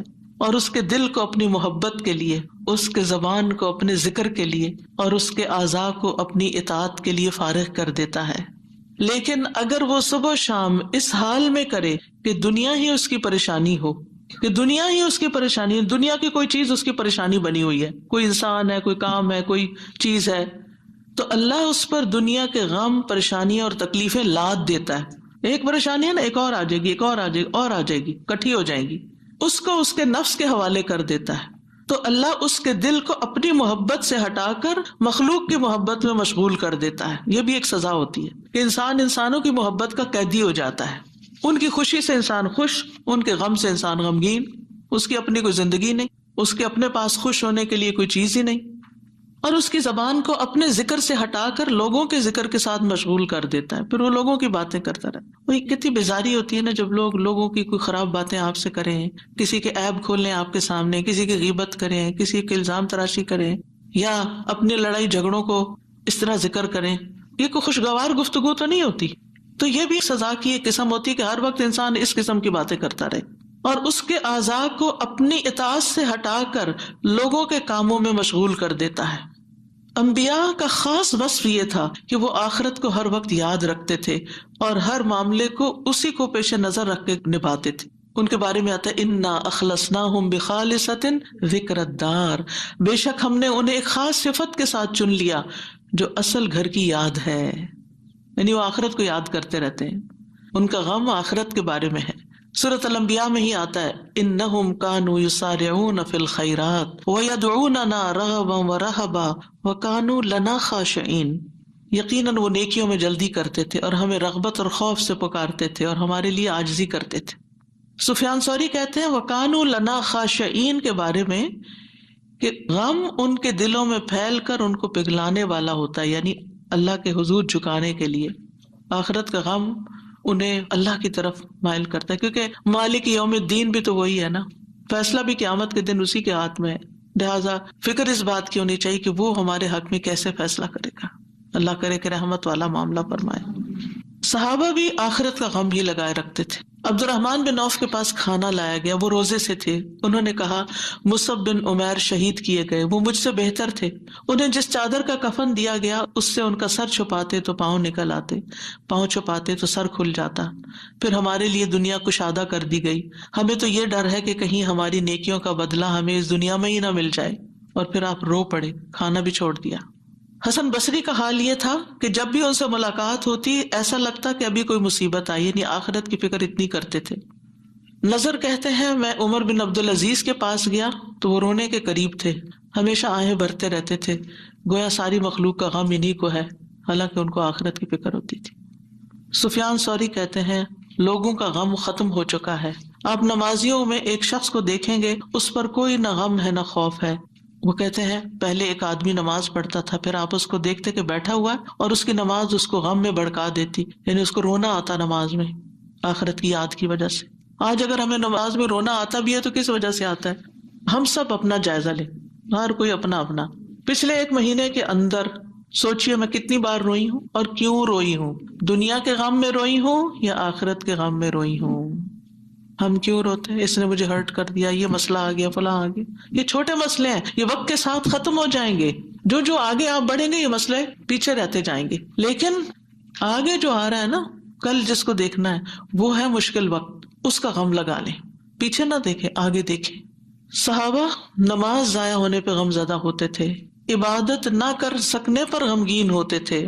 فتنوں میں پڑنے پہ غمگین ہوتے تھے، ہر دن زندگی کو کم کر رہا ہے اس بات میں غمگین ہوتے تھے، اس بات میں نہیں کہ دنیا چھوڑ جائیں گے تو کیا بنے گا، یہ سارے ہمارے مال اسباب اور جو ہم نے اتنی محنت سے کمائے ہیں اس کا کیا ہوگا، اس بات کا غم کہ حساب کا وقت قریب آ رہا ہے، ہر دن موت سے قریب کر رہا ہے، ہر دن قبر سے قریب کر رہا ہے، آگے میرا حساب ہونا ہے، میں کیا اس کے لیے تیار ہوں، کیا میں نے اپنے سارے کام نپٹا لیے؟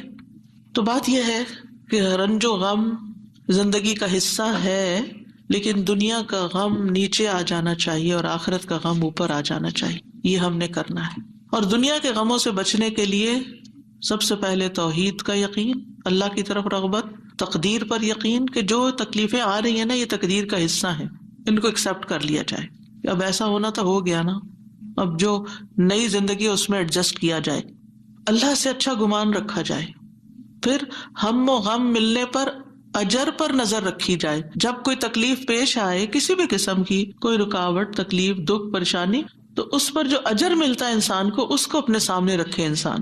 حدیث میں آتا ہے رسول اللہ صلی اللہ علیہ وسلم نے فرمایا کسی مومن آدمی کو جب بھی کوئی تکلیف یا کوئی بیماری یا رنج، یہاں تک کہ اگر اسے کوئی فکر ہو تو اس کے گناہوں کا کفارہ ہو جاتا ہے۔ ایک اور روایت میں آتا ہے یہاں تک کہ جو چوٹ اسے لگتی ہے یا کوئی کانٹا چبھتا ہے وہ بھی اس کے گناہوں کا کفارہ ہوتا ہے۔ اور ویسے بھی وہ حدیث تو بارہا آپ نے سنی کہ انسان کا درجہ اللہ کے ہاں بلند لکھا ہوتا ہے اس کی قسمت میں، لیکن اس کے عمل تھوڑے ہوتے ہیں، تو اللہ تعالیٰ اس کو کسی مشکل میں ڈالتا ہے تاکہ صبر کر کے بلند درجے تک پہنچ جائے۔ پھر انسان دنیا کے معاملے میں اگر غم ہے تو اپنے سے زیادہ غم والوں کو دیکھ لے، ان کی پریشانیوں کو دیکھے، انبیاء کی آزمائشوں اور تکلیفوں کے بارے میں پڑھے، جانے کہ ان پہ کیسے کیسے غم آئے، پھر اپنے آپ کو اللہ کے سپرد کرے، اپنا معاملہ اللہ کے حوالے کرے، اور جو کام اللہ نے کرنے کو دیے نا ان کی پلاننگ کرے اور وہ کرے، اپنے دل کا حال اللہ کے سامنے رکھے، انما اشکو بثی وحزنی الی اللہ، کثرت سے اللہ کا ذکر کرے کیونکہ اللہ کے ذکر میں دلوں کو اطمینان ہوتا ہے، الا بذکر اللہ تطمئن القلوب، تسبیحات کی کثرت کر دے۔ نبی صلی اللہ علیہ وسلم نے فرمایا جو اپنے مال کو خرچ کرنے سے بچائے، دشمن سے مقابلہ کرنے سے ڈرے، رات سے خوف کھائے کہ وہ اس کو پریشان کرتی ہے، تو وہ اس قول کی کثرت کر دے سبحان اللہ والحمد للہ ولا الہ الا اللہ واللہ اکبر، اور اگر ولا حول ولا قوت الا باللہ بھی پڑھ لے تو اس کا اپنا فائدہ ہے الگ سے۔ پھر یہ کہ اپنے فرائض اور اپنی ذمہ داریوں کو پورا کرے انسان۔ بہت دفعہ انسان کی بیکاری اس کو غمگین کرتی ہے، کرنے کا کوئی کام نہیں ہے، فارغ ہے، کوئی مقصد نہیں زندگی میں، کوئی منزل نہیں، کچھ اچیو کرنے کو نہیں، دن آتا ہے چلا جاتا ہے، تو یہ چیزیں بھی انسان کو پریشان رکھتی ہیں۔ جب آپ کی گول سیٹنگ ہوگی ہر روز کی، صبح سویرے اٹھتے ہی اور ارلی مارننگ کام شروع کر دیں گے تو پریشانیاں بھاگ جائیں گی، ان کو آپ کے پاس آنے کا وقت نہیں ملے گا کیونکہ آپ مصروف ہیں، آپ ان کو ٹائم نہیں دیں گے کیونکہ آپ کے پاس اور کام ہے۔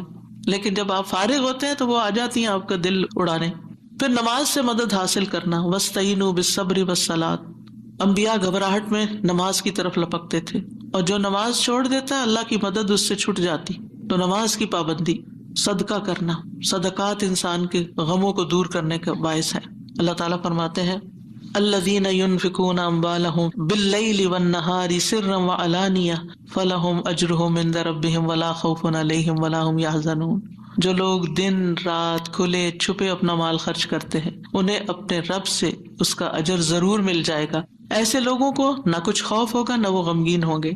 پھر اسی طرح دین پر استقامت غم اور خوف کو دور کرتی ہے، دین کے کاموں میں جمے رہیں۔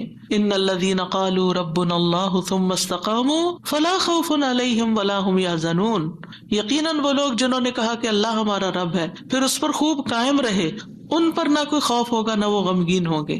پھر حالات سے کمپرومائز کرنا، حالات سے راضی رہنا، جیسے ابراہیم علیہ السلام حضرت ہاجر کو جب چھوڑ گئے مکہ کی وادی میں تو وہ پریشان ہوئی کہ میں اکیلی، میرا بچہ اکیلا، ہم یہاں کیا کریں گے، نہ کھانا نہ پینا نہ کچھ، تو دوڑتی ہوئی حضرت ابراہیم کے پیچھے آئیں۔ جب وہ واپس جا رہے تھے تو ان سے پوچھا اللہ ہمارا کب حاضر، اللہ نے آپ کو اس کا حکم دیا کہ ہمیں یہاں اکیلے چھوڑ جائیں؟ تو ابراہیم علیہ السلام نے اس بات میں سر ہلایا، کہنے لگے پھر اللہ تعالیٰ ہمیں تنہا نہیں چھوڑے گا، اگر اللہ کا حکم ہے نا تو ٹیک کیئر کر لے گا۔ ایسے ہی بندہ مومن کہتا ہے اگر یہ اللہ کا فیصلہ ہے نا تو وہ میری ٹیک کیئر کر لے گا، مجھے فکر کرنے کی ضرورت نہیں ہے۔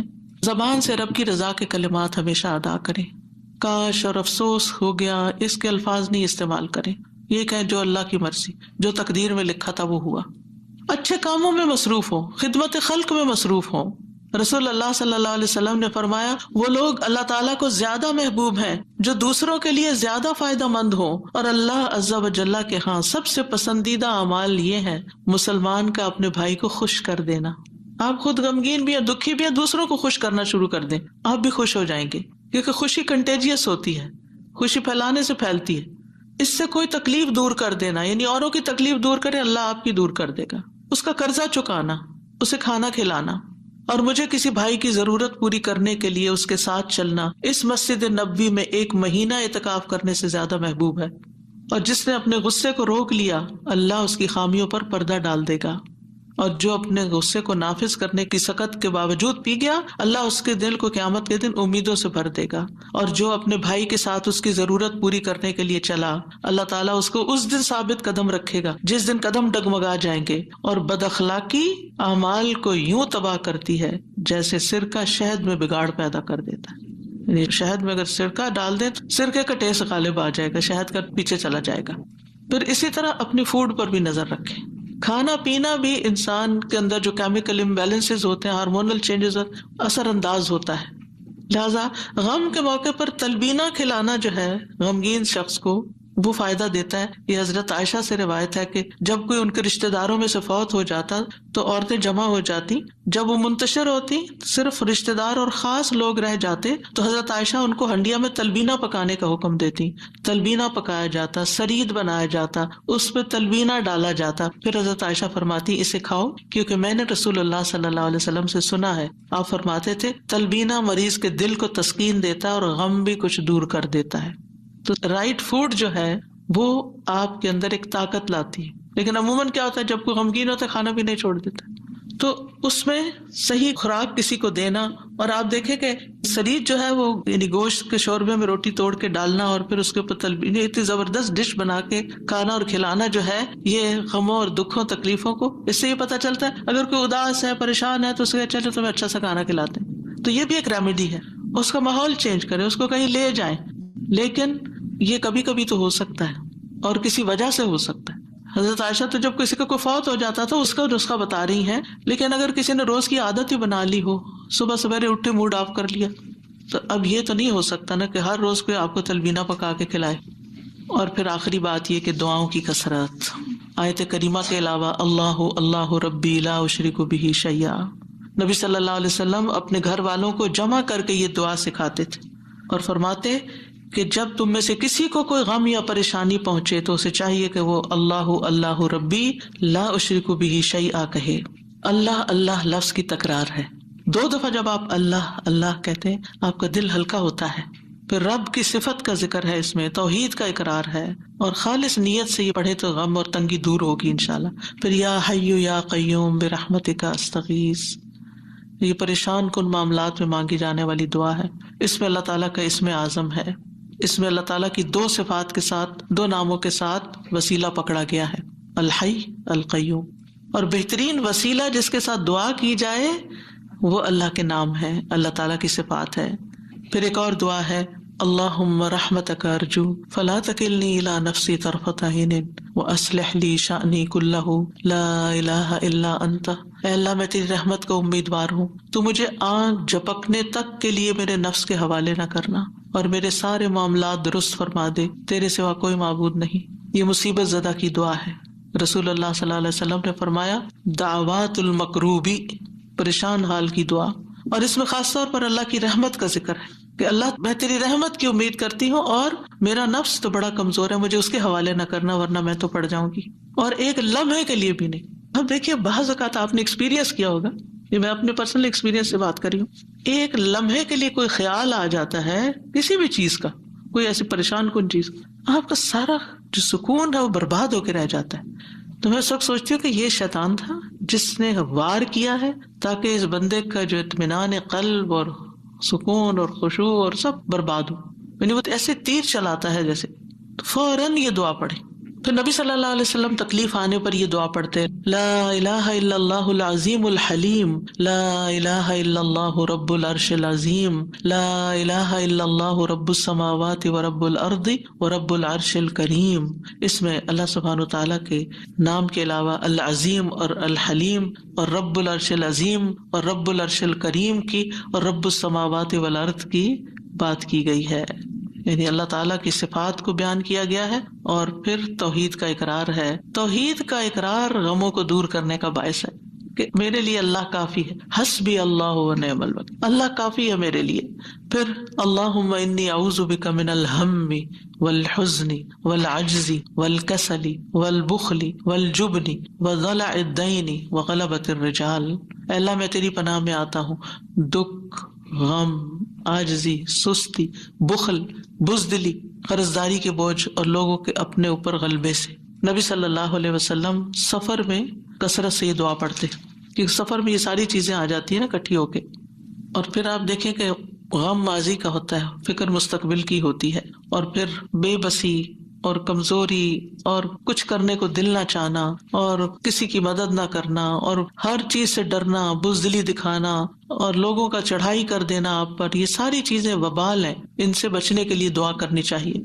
اور پھر اگر مستقل طور پر دل پریشان رہتا ہے تو اللہم انی عبدک وابن عبدک وابن امتک ناصیتی بیدک ماض فی حکمک عدل فی قضاؤک اسألک بکل اسم هو لک سمیت به نفسک او انزلتہ فی کتابک او علمتہ احدا من خلقک او استأثرت به فی علم الغیب عندک ان تجعل القرآن ربیع قلبی ونور بصری وجلاء حزنی وذہاب ہمی وغمی. اس کے لیے وعدہ ہے کہ جو یہ پڑھے گا اللہ سبحانہ تعالیٰ اس کے غم کو خوشی میں بدل دے گا. یہ دعا ایک چھوٹے کارڈ کی شکل میں چھپی ہوئی ہے. اگر آپ کو یاد نہیں تو کسی بھی جگہ پر یہ کارڈ لے جا کر چپکا دیں اور جب دل پریشان ہو جا کے کھڑے ہو کر اس کو پڑھ لیں تاکہ آپ کو زبانی یاد ہو جائے. اسی طرح یہ چھوٹا کارڈ ہے جس میں یہ ساری دعائیں موجود ہیں، اپنے پرس کے اندر رکھیں.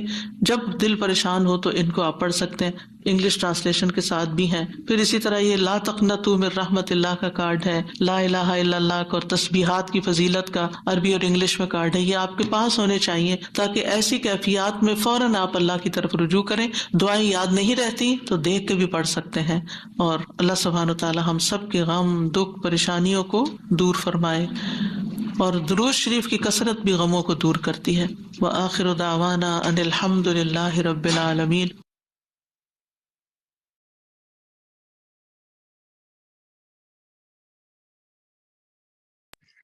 جی السلام علیکم ورحمۃ اللہ وبرکاتہ. الحمدللہ سنا آج ہم نے اللہ سبحانہ تعالیٰ کا بہت احسان ہے کہ اس نے ہمیں کتنی اچھی رہنمائی دی ہے. روز ہم کچھ نہ کچھ سیکھ رہے ہیں. غم اور پریشانی سے نجات ہمارا آج ٹاپک تھا. غم تو زندگی کے ساتھ ہی لگے ہوئے ہیں، کوئی نہ کوئی پریشانی تو آ ہی جاتی ہے. تو جناب ہم کچھ فوکس سے کچھ سوالات کرتے ہیں پہلے آپ سے انشاءاللہ، اس کے بعد پھر اگر وقت ہوگا تو آپ کے ریفلیکشنز بھی لیں گے. یہ پہلا میرا سوال ہے، بسم اللہ الرحمن الرحیم، کہ جو کلمہ ہے لا الہ الا انت سبحانک انی کنت من الظالمین، اس میں استاذہ نے ڈسکس کیا تھا کہ اس کلمے میں 4 چیزوں کو وسیلہ بنایا گیا ہے. تو وہ 4 چیزیں کیا ہیں؟ زینب اکبر آپ بتائیں گی؟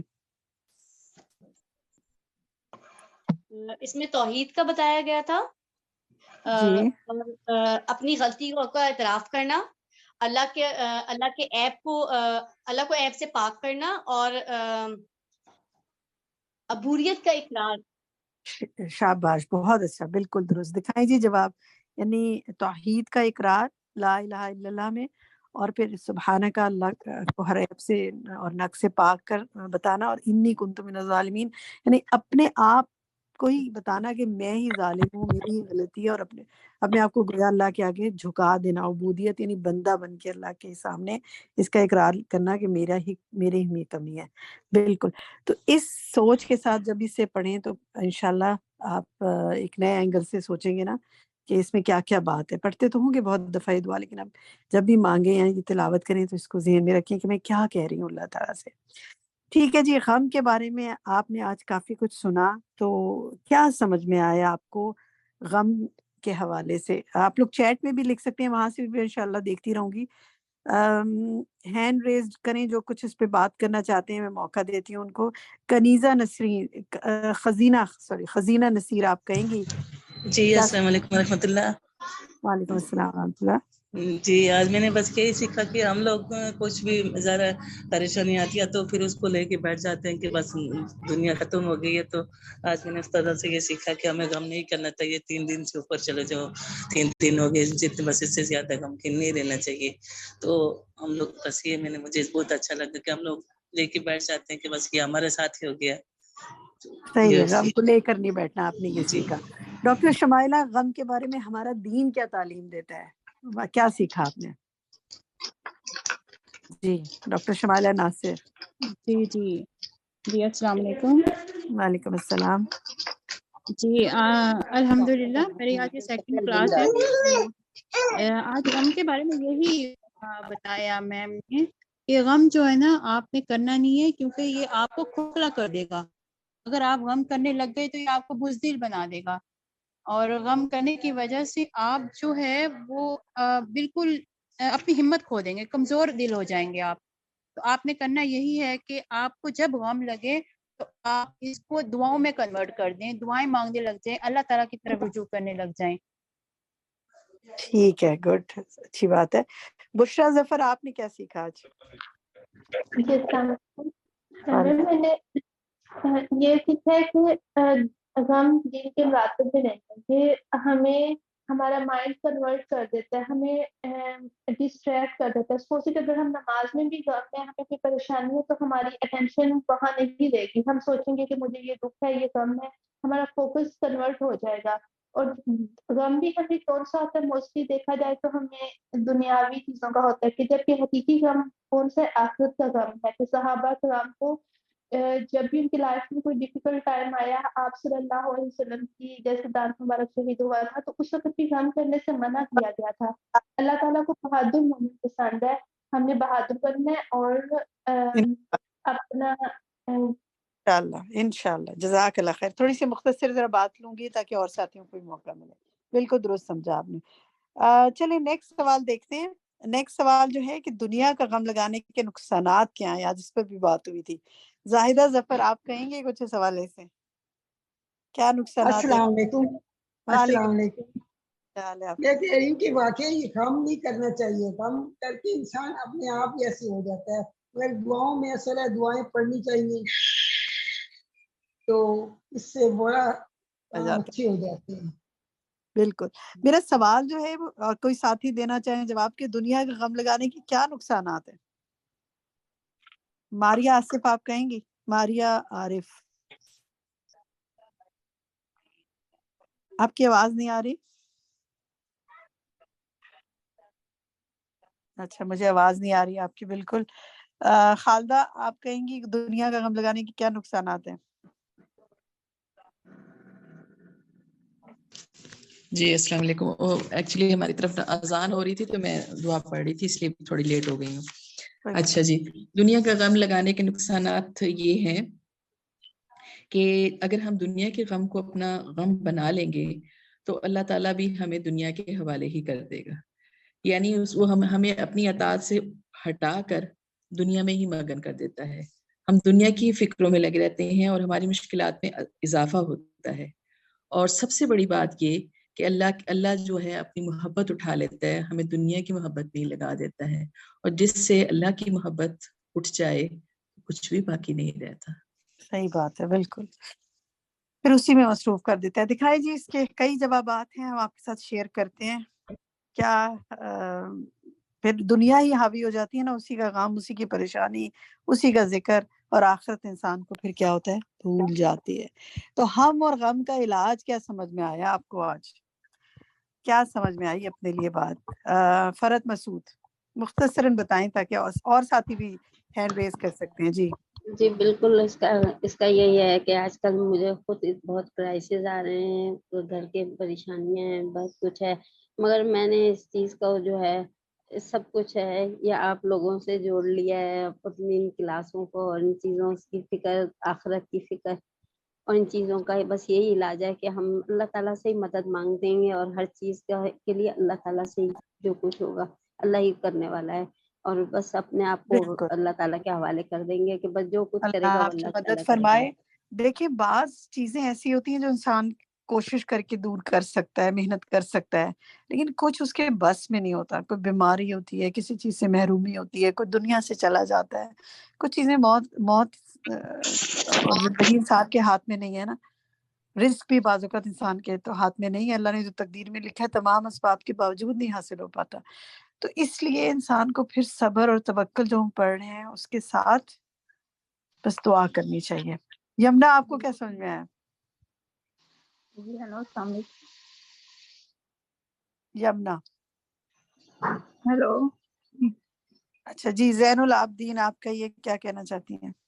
جی السلام علیکم۔ یہ غم اور کا علاج یہی ہے کہ ہم اپنے آپ میں ہی نہ رہے۔ اگر غم ہے اگر ہوگا تو یعنی کہ شیطان ہم پہ حاوی ہو جاتا ہے نا، اس طرح سے یعنی کہ ہم غم میں ٹھیک ہی ہے، رہیں۔ علاج کیا ہے پھر اس کا؟ علاج یہی کہ پازیٹیو کوئی علاج بھی تو ہوتے ہیں نا چیزوں کے۔ میں بتاؤں شاید بولوں؟ جی میں جی بتاؤں شاہدہ شناز؟ کہیے، شاہدہ آپ کہیں پھر شناز آپ کہیے گا۔ جی جی شاہدہ۔ اللہ کا ذکر کثرت سے کرنا چاہیے، تسبیحات کرنی چاہیے، اور نیک اعمال جو ہیں ان کو خصوصاً فرائض کی پابندی کرنا، نماز سے مدد حاصل کرنا، ٹھیک ہے، یہ چیزیں۔ ٹھیک ہے، شناز آپ کہیے۔ جزاک اللہ۔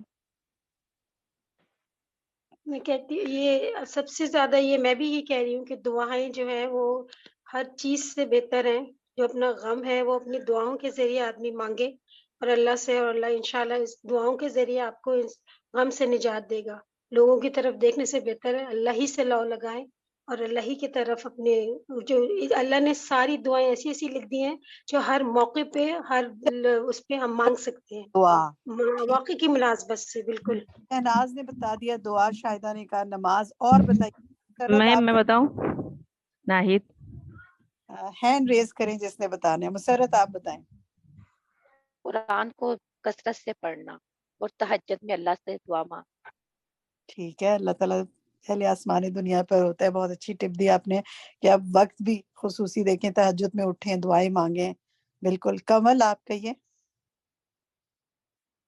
آپ کو کیا سمجھ میں آیا؟ السلام علیکم۔ پہلی بات تو میں ایک چھوٹی سی یہاں پہ کہنا چاہوں گی کہ جب بھی انسان کسی پریشانی میں مبتلا ہو تو وہ یہ سوچے کہ میری پریشانی یا میرا غم میرے اللہ سے بڑا نہیں ہے، کیونکہ جب انسان یہ سوچتا ہے تو اس کو ایک سکون محسوس ہوتا ہے کہ ہاں کوئی ہستی ہے جو اس چیز کو ختم کر سکتی ہے اور میرے لیے آسانی کا معاملہ کر سکتی ہے۔ اور اس کی دور کرنے کا ایک یہ چیز ذہن میں آتی ہے کہ صدقہ، نماز تو سب سے پہلے ہے ہی ہے، لیکن اگر آپ صدقہ کریں کچھ سوچ کے تو اس سے بھی آپ کا دل بہت ہلکا محسوس ہوتا ہے آپ کو۔ گڈ، ایک چیز اور آپ نے ایڈ کر دی، صحیح ہے۔ گلشن آپ کہیے۔ جی اور السلام علیکم ورحمۃ اللہ وبرکاتہ۔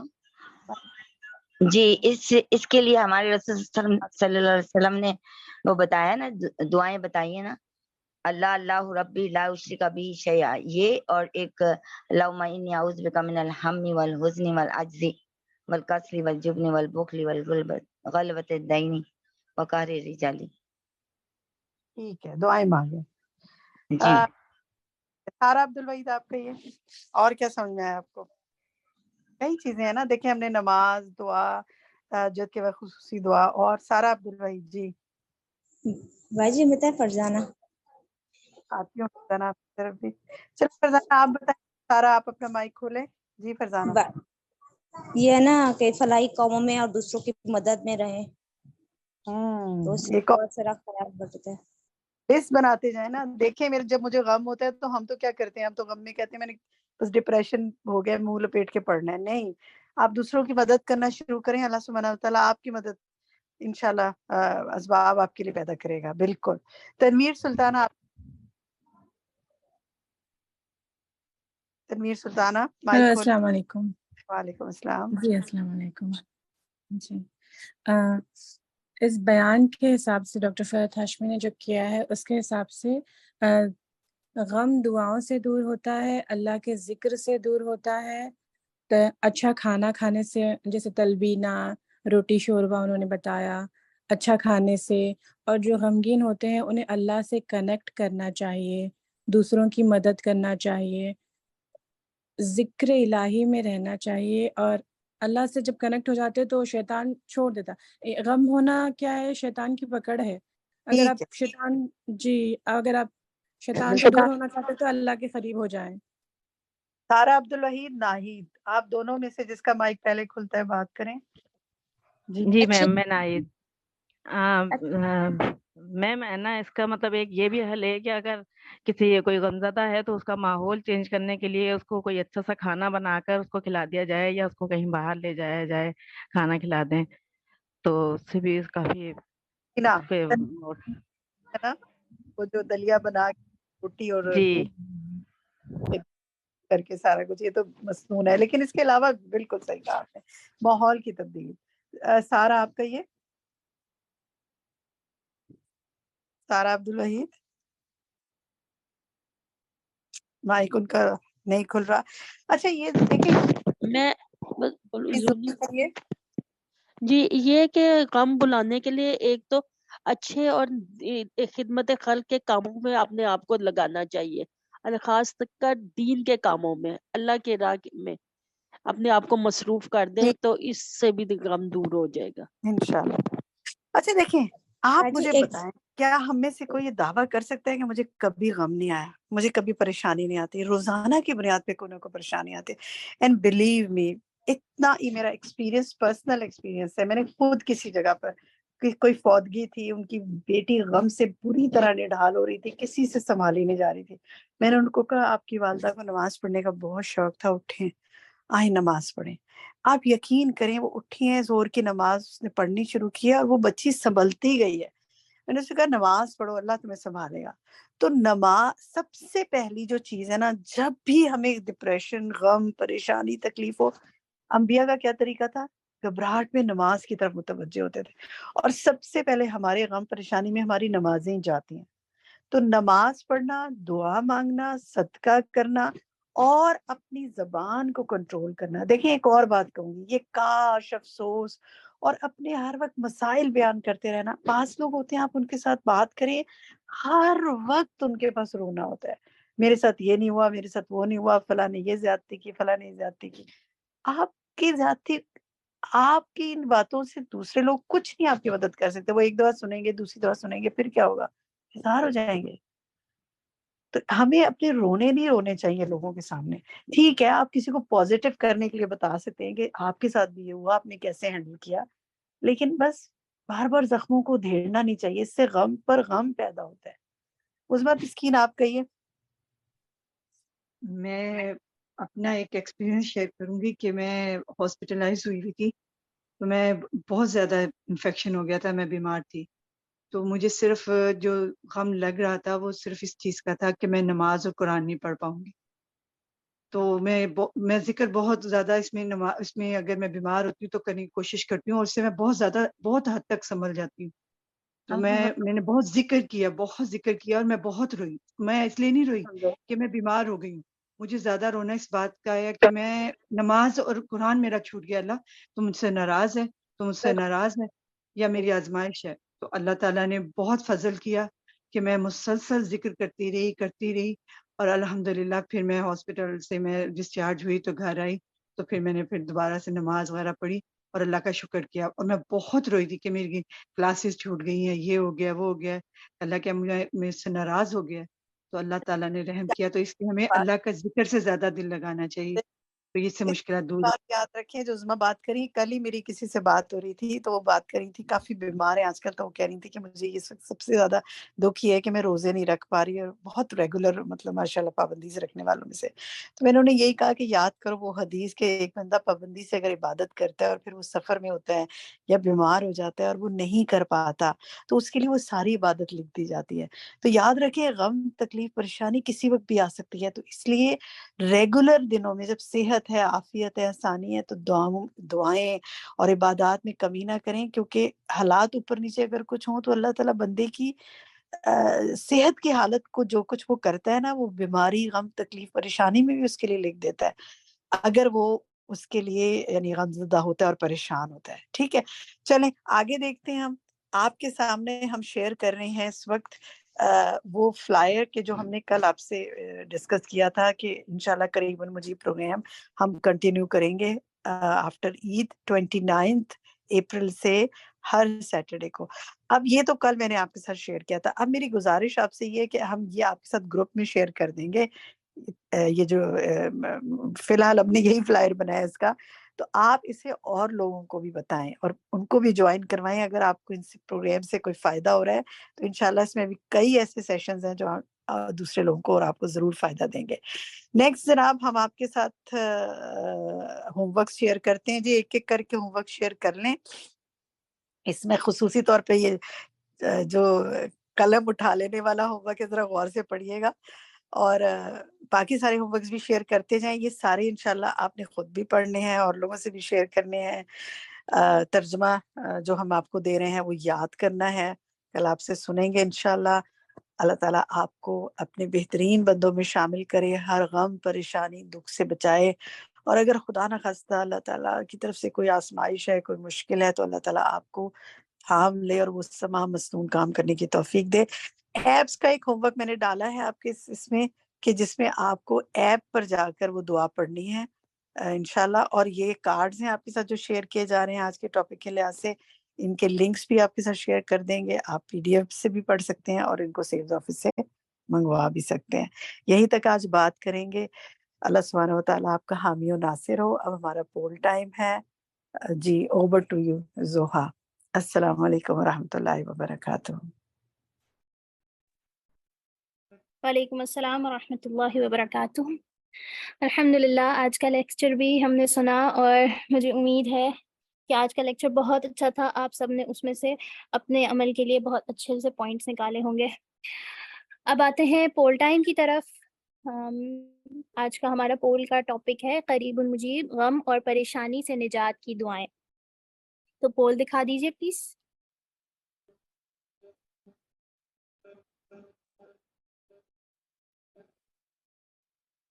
جی آپ سب کو پولز نظر آ رہے ہوں گے. اگر آپ میں سے کسی کو پول نظر نہیں آ رہے تو اپنے زوم کے مینیو میں نیچے 3 ڈاٹس پر کلک کریں اور اس میں پولز ان پروگریس کے آپشن کو سلیکٹ کریں. آپ کے سامنے پولز آ جائیں گے انشاءاللہ. چلیں شروع کرتے ہیں. پہلا سوال، لقد خلقنا الانسان فی کبد، سورۃ البلد کی آیت نمبر 4. اس کا ترجمہ آپ نے بتانا ہے. آپ کے پاس 3 آپشنز ہیں. بلا شبہ ہم نے انسان کو مشقت میں پیدا کیا، بلا شبہ ہم نے انسان کو پیدا کیا، یا بلا شبہ ہم نے انسان کو آسانی میں پیدا کیا.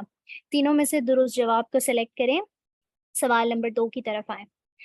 الدنیا سجن المؤمن و جنت الکافر. مسلم کی حدیث ہے. ترجمہ ہے دنیا مومن کے لیے ڈیش اور کافر کے لیے ڈیش ہے. خالی جگہ کو پر کرنا ہے آپ نے. قید خانہ اور جنت ہے پہلا آپشن، اور دوسرا آپشن ہے جنت اور قید خانہ. سوال نمبر 3 کو دیکھیں. لا الہ الا انت سبحانک انی کنت من الظالمین.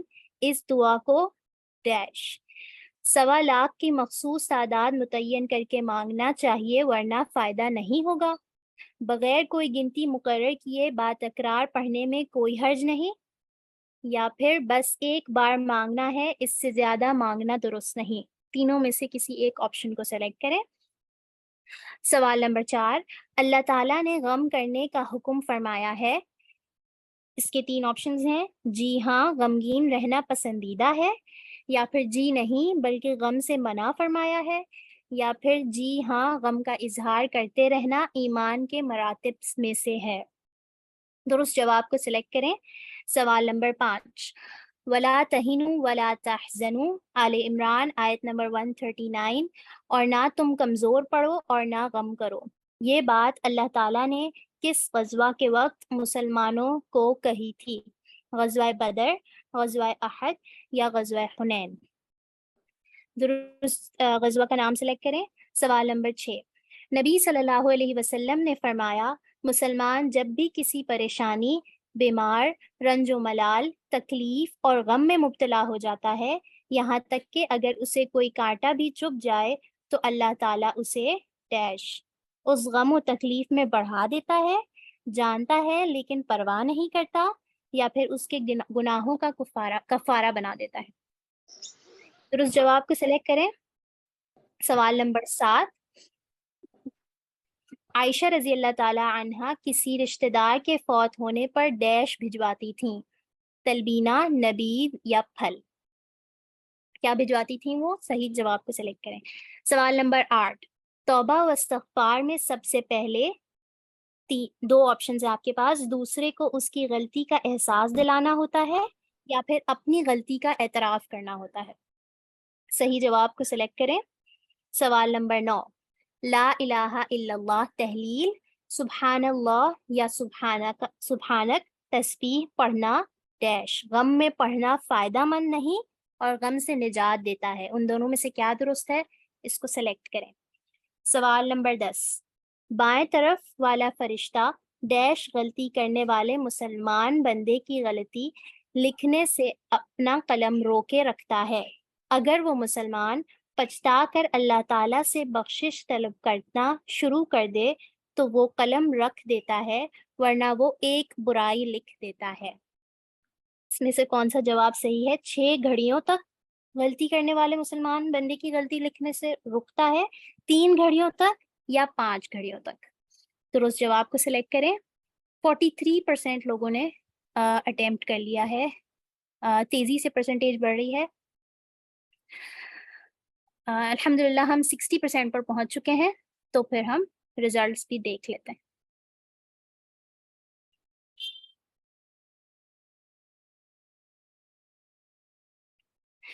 الحمدللہ 69% نے جواب دے دیا، تو اب ہم اس کے ریزلٹس کو دیکھتے ہیں۔ پہلے سوال کی طرف آتے ہیں۔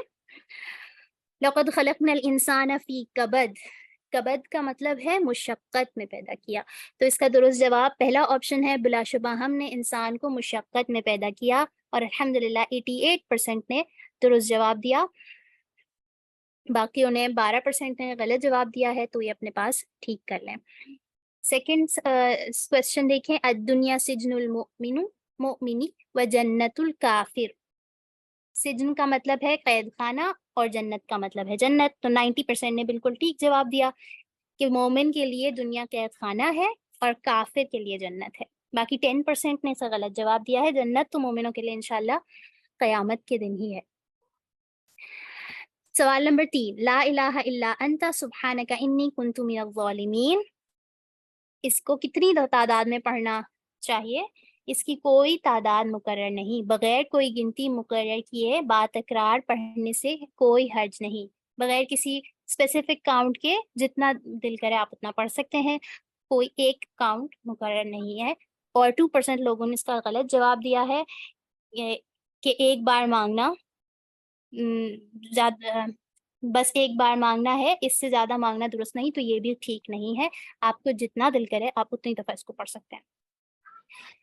سوال نمبر 4، اللہ تعالیٰ نے غم کرنے کا حکم فرمایا، اس کا 91% نے ٹھیک جواب دیا ہے کہ جی نہیں، بلکہ غم سے منع فرمایا گیا ہے۔ غم انسان کو ہوتا ضرور ہے، لیکن اس سے بچنے کی کوشش کرنی چاہیے، جس طرح آج ہم نے غم سے بچنے کے بہت سارے پوائنٹس سنے تھے۔ سوال نمبر 5، ولا تہنوا ولا تحزنوا، اور نہ تم کمزور پڑو اور نہ غم کرو، یہ اس کا بہت کنفیوژن ہے یہاں پر، تو اس کا صحیح جواب ہے غزوہ احد۔ غزوہ احد میں اللہ تعالیٰ نے مسلمانوں کے لیے یہ آیت نازل کی تھی۔ سوال نمبر 6، نبی صلی اللہ علیہ وسلم نے فرمایا، مسلمان جب بھی کسی پریشانی، بیمار، رنج و ملال، تکلیف اور غم میں مبتلا ہو جاتا ہے، یہاں تک کہ اگر اس کا کوئی کانٹا بھی چبھ جائے تو اللہ تعالیٰ اس کے گناہوں کا کفارہ بنا دیتا ہے۔ الحمدللہ اللہ تعالیٰ کی ہم پر مہربانی ہے کہ اتنی چھوٹی چھوٹی چیزوں پہ بھی ہمارے گناہوں کو اللہ تعالیٰ دھو دیتا ہے۔ سوال نمبر 7، عائشہ رضی اللہ تعالیٰ عنہ کسی رشتہ دار کے فوت ہونے پر تلبینہ بھجواتی تھیں، تو نبیز جنہوں نے سلیکٹ کیا ہے وہ غلط ہے، 97% نے بالکل صحیح جواب دیا ہے کہ حضرت عائشہ تلبینہ بھجواتی تھیں، کیونکہ تلبینہ دل کے غم کو دور کرتا ہے۔ سوال نمبر 8، توبہ و استغفار میں سب سے پہلے 100% نے الحمدللہ بالکل ٹھیک جواب دیا ہے، اپنی غلطی کا اعتراف کرنا ہوتا ہے۔ سوال نمبر 9، لا الہ الا اللہ تحلیل اور تسبیح پڑھنا 99% نے درست جواب دیا ہے، غم سے نجات دیتا ہے۔ 1% نے غلط جواب دیا ہے، اس کو درست کر لیجیے گا۔ سوال نمبر 10، بائیں طرف والا فرشتہ 6 گھڑیوں تک 69% نے ٹھیک جواب دیا ہے، باقی لوگوں میں بھی تھوڑی کنفیوژن رہی ہے یہاں پر، تو اس کو درست کر لیں۔ 6 گھڑیوں تک فرشتہ غلطی لکھنے سے اپنے قلم کو روکے رکھتا ہے، اس کے بعد اگر انسان توبہ کر لے یا پھر اس کو ندامت ہو جائے اس بات پر تو پھر وہ نہیں لکھتا، اور اگر وہ برائی کر دیتا ہے تو بھی 1 برائی لکھی جاتی ہے۔ الحمدللہ آج کے پولز سے مجھے امید ہے کہ آپ سب نے بہت کچھ سیکھا ہوگا۔ اللہ تعالیٰ آپ سب سے غم و پریشانی کو دور کر دے اور آپ کو دنیا و آخرت میں تمام غموں سے نجات دے۔ آمین۔ سبحانک اللہم و بحمدک، اشہد ان لا الہ الا انت، استغفرک و اتوب الیک۔ السلام علیکم ورحمۃ اللہ وبرکاتہ۔